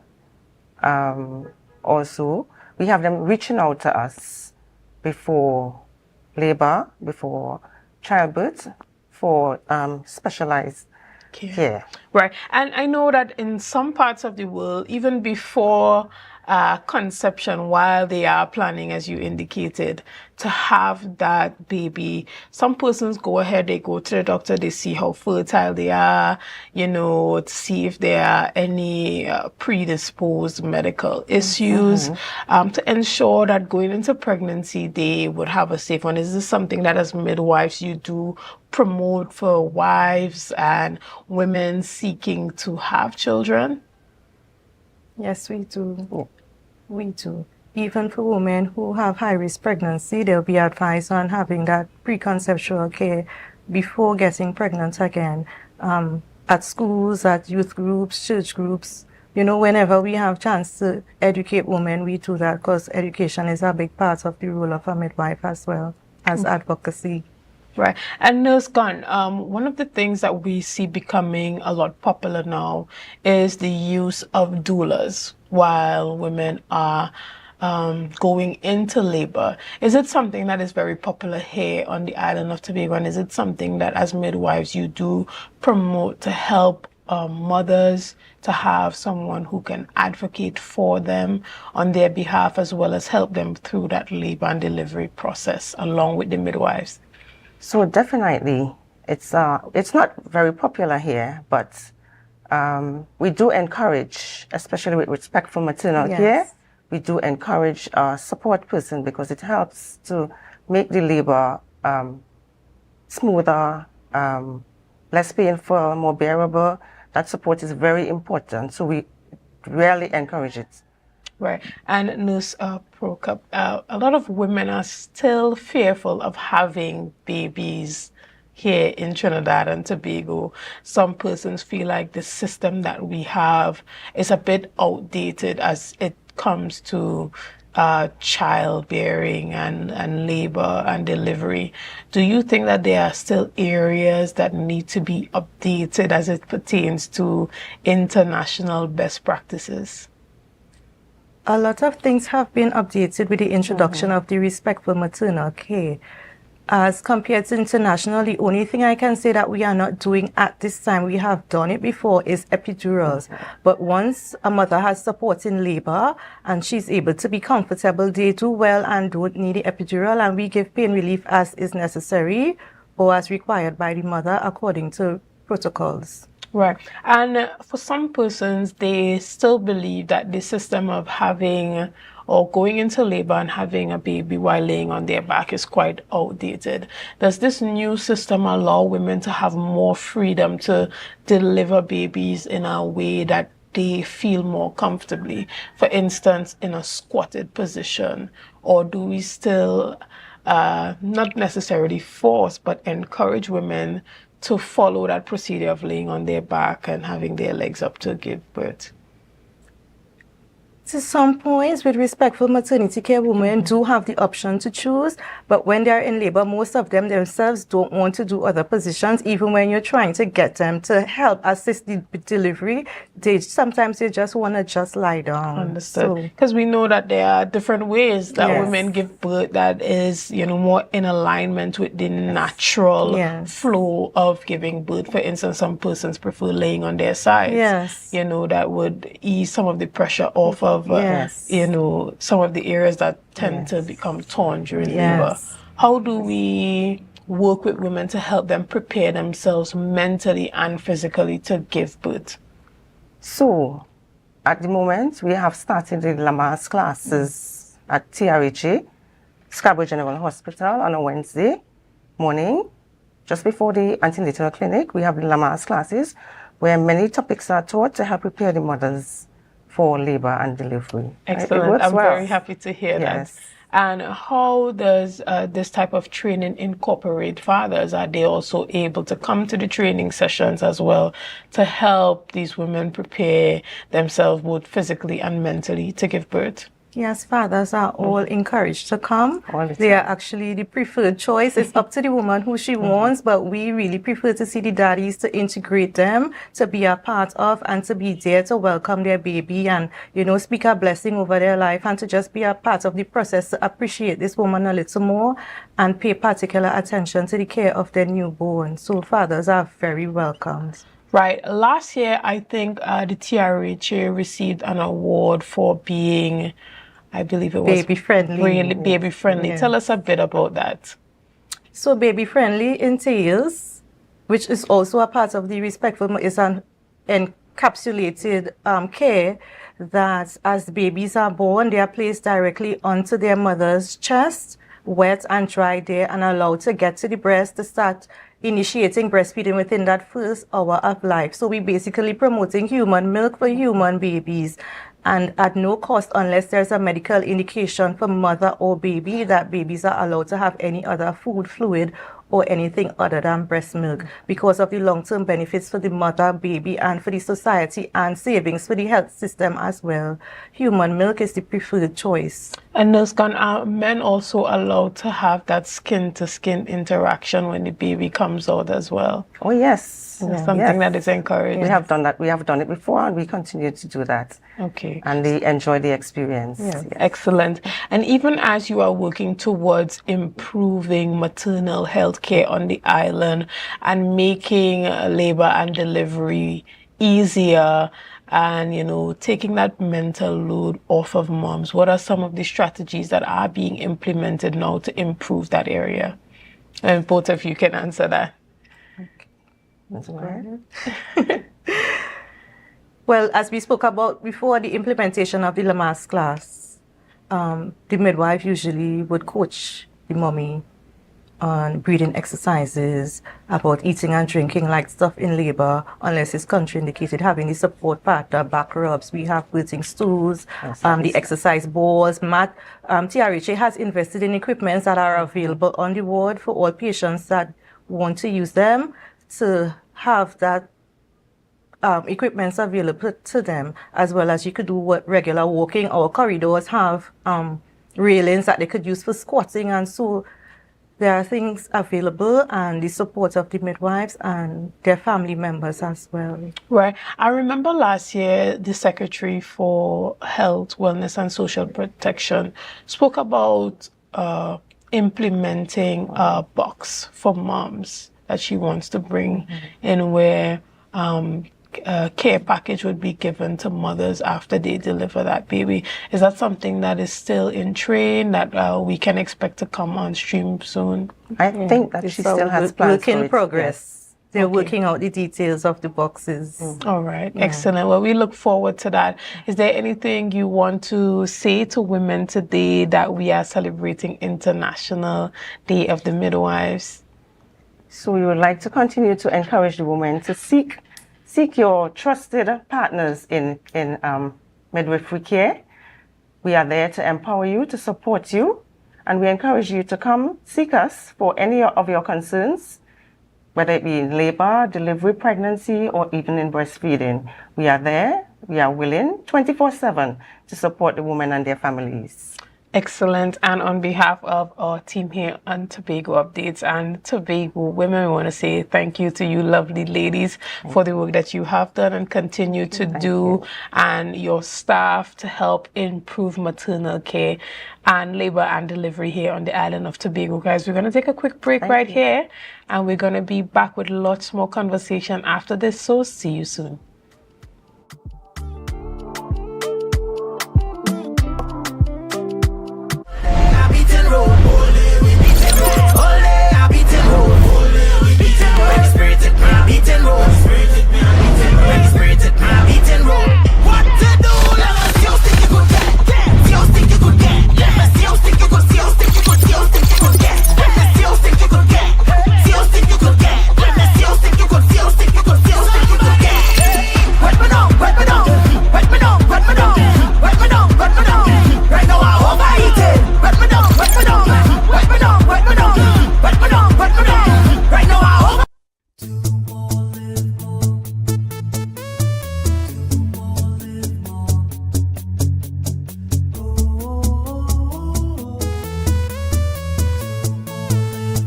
This is how it's gonna go.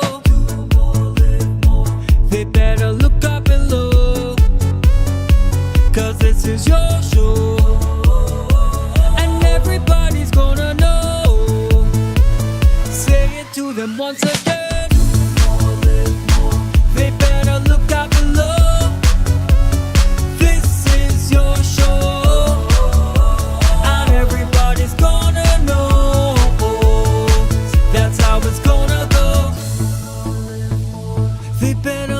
drop it low, 'cause this is your show.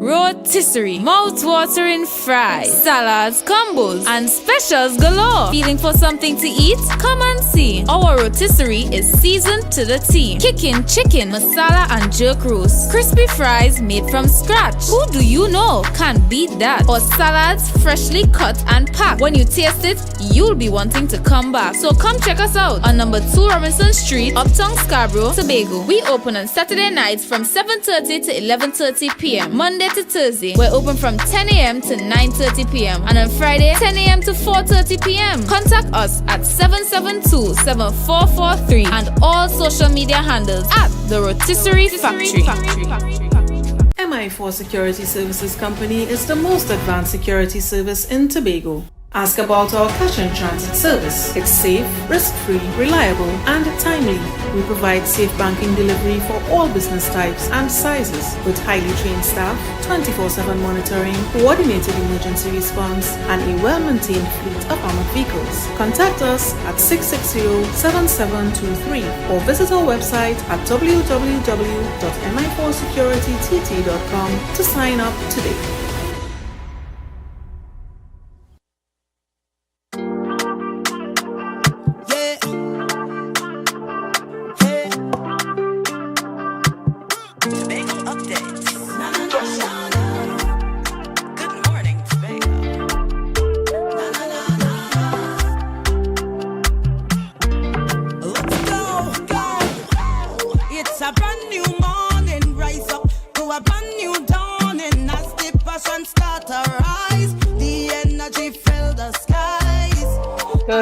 Good morning, and welcome back to Good Morning Tobago right here on Tobago Updates. I am your host, Chanel Felix. And guys, this morning we have been having a number of interesting conversations. And as we continue our conversations this morning, I have the privilege of sitting in studio and chatting a bit on our election post-mortem conversation with Ansel Dennis, political leader of the PNM Tobago Council. Good morning and welcome. Good morning, Chanel. It's always a pleasure to be here on Tobago Updates. Good morning to your listeners and viewers as well. Right. Now, the question that everybody wants to know, did you see it coming?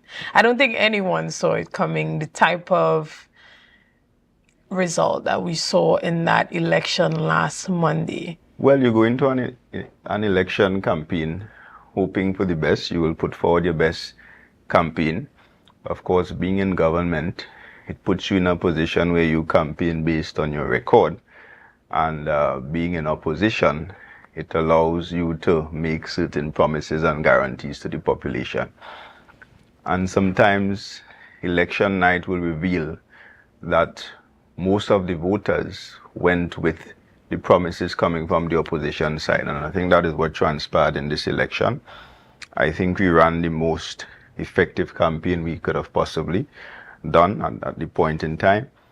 But the people have spoken. The people have chosen to replace the PNM in government. We served this country for the last 10 years in some really difficult and trying times. And I think above all, we always put the interests of the country first. Of course, that meant some difficulty for the population at times, given the realities. Those who are in government now made a number of promises, including 10% increase to public servants. So let's see how they go. I wish them the best. I wish our two newly elected Tobago members of parliament the best as they serve the people of Tobago. We in the PNM, as we will always do after any election, we will do the evaluations, we will do the introspection to see where we're at, and I can say, based on a cursory glance of the results, especially when we drill it down to electoral districts, we have made some significant strides following 2021 to now. But notwithstanding that, we lost the 2 seats and we have to regroup from here. And let me, of course, apologize to our members. I know a number of members and supporters were hoping for a victory this time around following the 2021 THA defeat, but it was not to be on this occasion. And I want to give them the assurance that as a leader, and speaking for the executive as well, we will continue to put in the work. We will continue to consult them as we are due to begin a number of conversations with our membership and grassroots supporters starting today. And we will put in the best effort, and we will continue to expect the best going forward. I am looking forward to the next Tobago House of Assembly election with confidence. Right. And there are a number of terms and words that have been used to describe the People's National Movement after the last election, even from articles, one from Mr. Clyde Weatherhead. We hear words like hubris, disconnected, anti-people, and out of touch. How do you use this type of feedback to ushering a new era within the party that is more people-focused? Well, we call ourselves the People's National Movement. And our philosophies have always been about people. But of course, when you lose an election, everybody has an opinion and everybody is entitled to their opinion. But we will take all those views on board. We will look at it. As I said, we will do the necessary evaluations and introspection. And that's the way politics goes. It's about cycles. In 2015, we were the best thing to happen to the country. Now in 2025, we are the worst. Let's look at Mrs.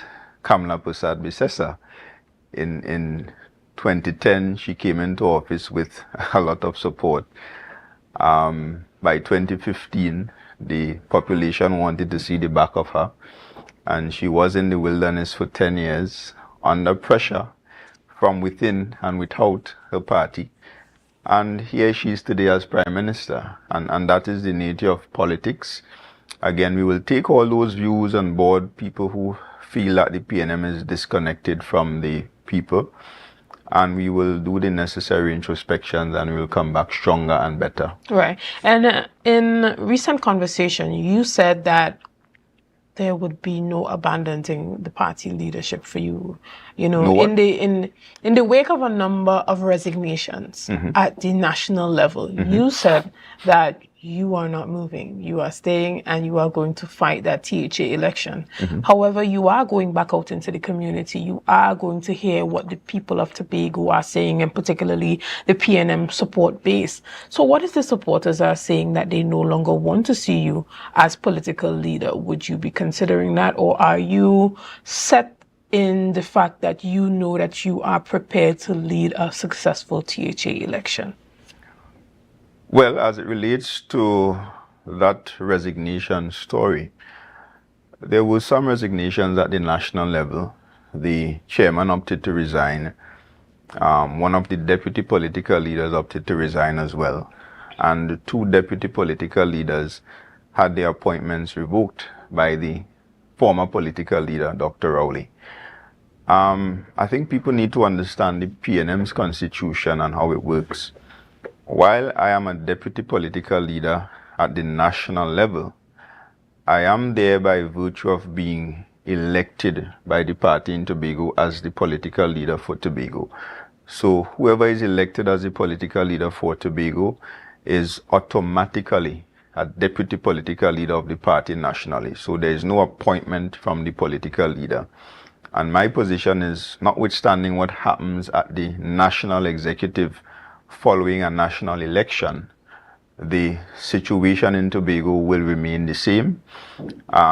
Tobago is normally affected by the results of a THA election. So I expect to continue to lead us into the next THA elections. A number of people within the party and of course outside the party will have opinions. That's democracy. I do not have the support of 100% of the members of the party. I don't think any leader will ever have that 100% support of the membership of the party. And therefore, there are people within the party who feel that somebody else should lead. And that's the reality. But we saw a situation where there has been huge contention between how Stuart Young was placed as leader compared to what other persons may have said would have been giving Penelope Beckles her rightful place in leadership within the party. If the membership and the base is saying, hey, Ansel, we think that you need to take a step back and let's see what someone else can do. Are you willing to listen? Because it seems that the absence of listening has led the PNM to where it is today. So again, it's all democracy. So there were some who had opinions coming out of the situation with Stuart Young, but the party is always guided by its constitution.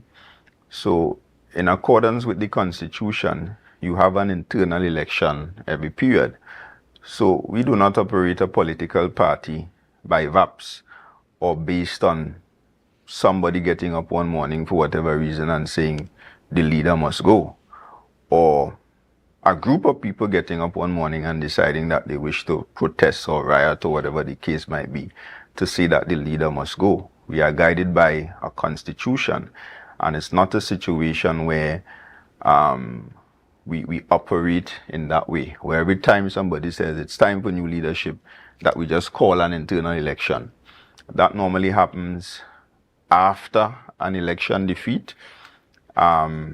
In the PNM, that is our tradition. Normally when a leader loses an election badly, I mean, if it's not a huge defeat, you will find that the leader will stay on. It happened to Manning, I can't remember the exact year, but he lost an election and remained as the leader. So sometimes it happens. So we will follow the constitution. I am prepared to do what is in the best interest of the party. If I believe that it is in the best interest of the party to lead us into the THA election, I will do that. If I am convinced that it's in the best interest of the party to step aside or to call an internal election and engage in all-out war at this time, I will do that as well if I feel it is in the best interest of the party and the people of Tobago by extension. Right, and you are no longer senator at this time. So what can we see or expect from Ansel Dennis, leader of the PNM Tobago Council, now that you have all this extra time on your hands? Well, I will continue to be on the ground, interacting with the people, not just in the Buku-Mount Pleasant electoral district, but across the island. We begin a series of conversations with our members beginning today. There will be 15 of those meetings.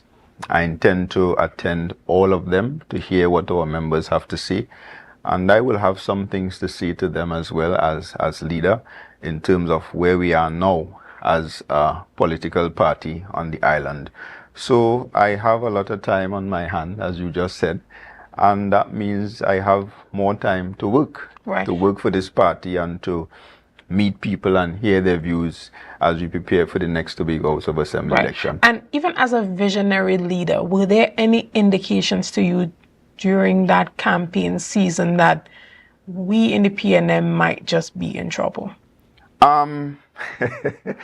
Yes, because there were some issues at the forefront, and whenever you engage in an election campaign, you become aware after a while of what the main issues are and what people are likely to vote based on.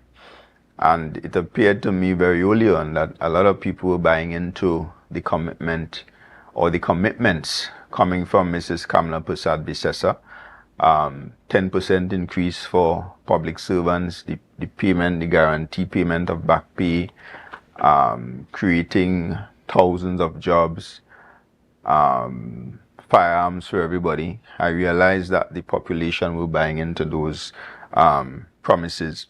And the reality is, any government, once you get into your third term, it is always an uphill task to continue in office. And if you examine the circumstances of politics in the United Kingdom, in the United States, and most countries that practice our kind of democracy, where governments are elected for a limited term of office, you will find that in many circumstances, going into a third term, the longer you stay, the tougher it becomes to continue to secure victory at the polls. So we accept the results, as we have always done.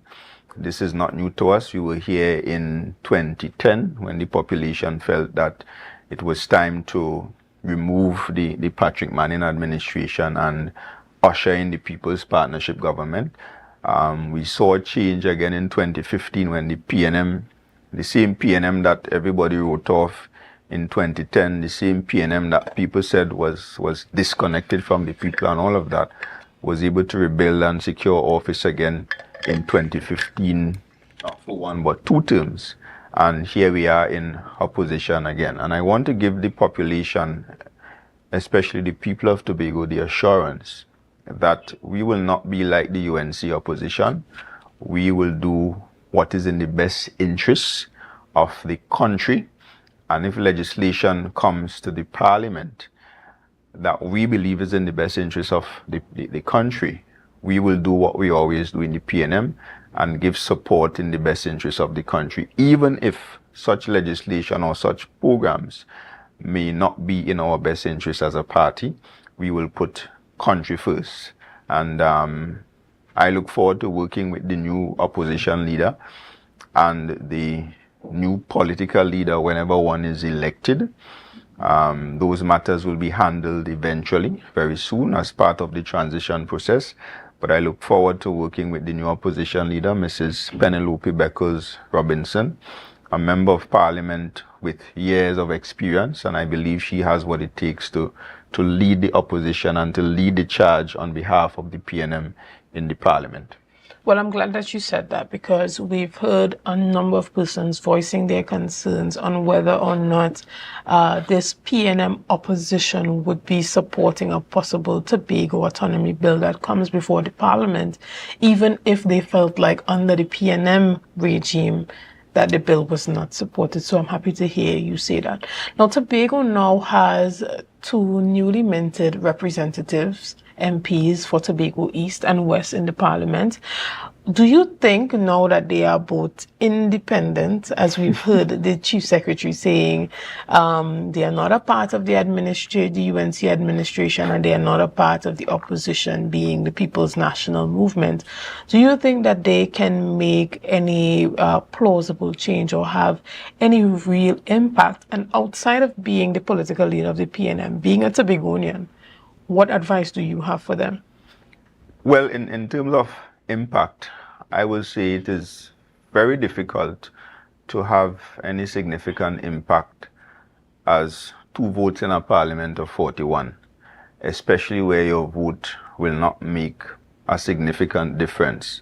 As it relates to Tobago's autonomy, that bill requires 31 votes to give us what the people of Tobago truly want, and therefore the PNM will have to support it. So any claims that two MPs could negotiate and take specific actions to give us autonomy, I do not support that view, and I don't think it is a view that can be supported by practicality and reasonableness. We have to remember the parliament is 41 people. You have 2 out of the 41 sitting in the TPP. The PNM is represented by 13. And any bill that comes to the parliament to give Tobago autonomy will require the support of the PNM. So it doesn't boil down to what two MPs are able to do or able to achieve on their own. My advice to them will be to learn quickly and speak well, speak clearly, and speak powerfully on behalf of the people of Tobago. Though the speaking opportunities, I will expect them to not be too many. But whenever they have the opportunity to speak, I want to encourage them to speak for the people of Tobago. Excellent. And we're going to take a quick break right here, and we're going to be back right after this with much more conversation with the political leader of the People's National Movement, Tobago Council. See you soon.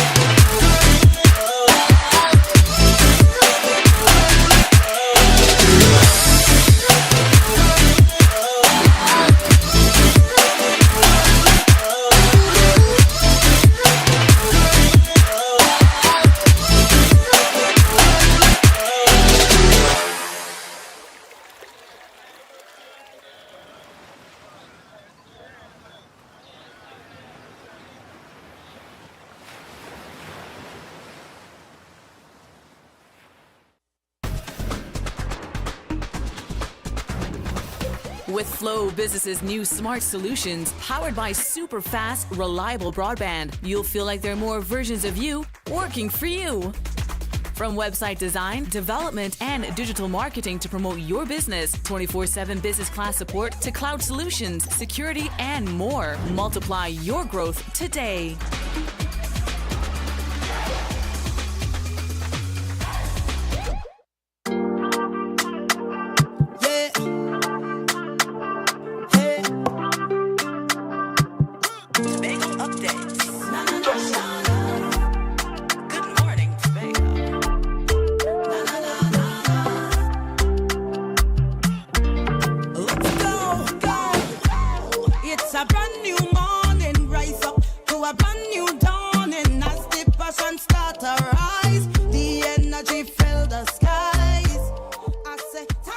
Good morning, and welcome back to Good Morning Tobago right here on Tobago Updates. I am your host, Chanel Felix. If you're just joining us, I have been chatting with the political leader of the People's National Movement Tobago Council, Ansel Dennis, and we have been having somewhat of an election post-mortem discussion. And a lot has been said. We don't have much time this morning, but I'm still going to allow you to talk to your PNM support base, seeing that your party has just launched a community initiative to go back into the community and speak to your supporters. Tell us a bit about that. Tell us about the dates, the time, location, and why this is really important for the party at this time. All right. Now, following the election result, we've had a series of meetings with the executive, meetings with the leadership, meetings with the campaign team that worked extremely hard in an attempt to secure a PNM victory, and I want to publicly thank them as well, of course, without calling their names. I want to publicly thank our campaign team that put in serious work, our grassroots supporters who canvassed during the election, who participated in walkabouts, who participated in the election day machinery. I say sincere thanks to them. But following those internal meetings, we felt it best at this time to go to our membership and hear from them. But even as we hear from them, the intention also is to present to them a strategy going forward, indicating to them honestly our present position as a political party, and presenting to them the fact that a THA election win is possible, given the numbers coming from the general elections. And once we do that, we will discuss the way forward, we will discuss strategies in the various electoral districts, and we will move forward from there. So the target audience for those meetings are, of course, our party group members, our election day workers, our grassroots supporters, and people who normally come out and support the PNM to get the work done. Those are the individuals that we are targeting at those meetings, our activists, former assemblymen in those areas, former members of parliament, even future assemblymen who may wish to represent the PNM in the next Tobago House of Assembly elections. They are invited as well. It is going to be a closed-door session. It is not for the media. There will be no media coverage whatsoever, because we consider that meeting or those meetings internal PNM business. So all our members, of course, the information is out in the public. The flyers are there. We start with Buku Mount Pleasant today, this afternoon at 6:30 p.m. And we are going until the 29th of May, where we end at Mason Hall, Moriah. So the information is in the public. I encourage our members to check the Facebook page, check your WhatsApp groups and your party group chats, your constituency group chats. Identify the date that we will be in your electoral district, save that date, and make an effort to attend. We really want to share some very important things with the membership, and we also want to hear from them. Are persons required to be registered and paid members who are paying their dues in order to screen persons to ensure that truly members are there? And yes, only PNM members and in some cases, supporters will be invited to those meetings. For example, the first meeting is in Bukom Mount Pleasant this evening. Of course, we are targeting PNM members. I'm aware of some people who support the PNM that I can vouch for as PNM supporters, but they may not be registered members at this time for whatever reason. For example, a couple of them only just decided to start supporting the PNM actively.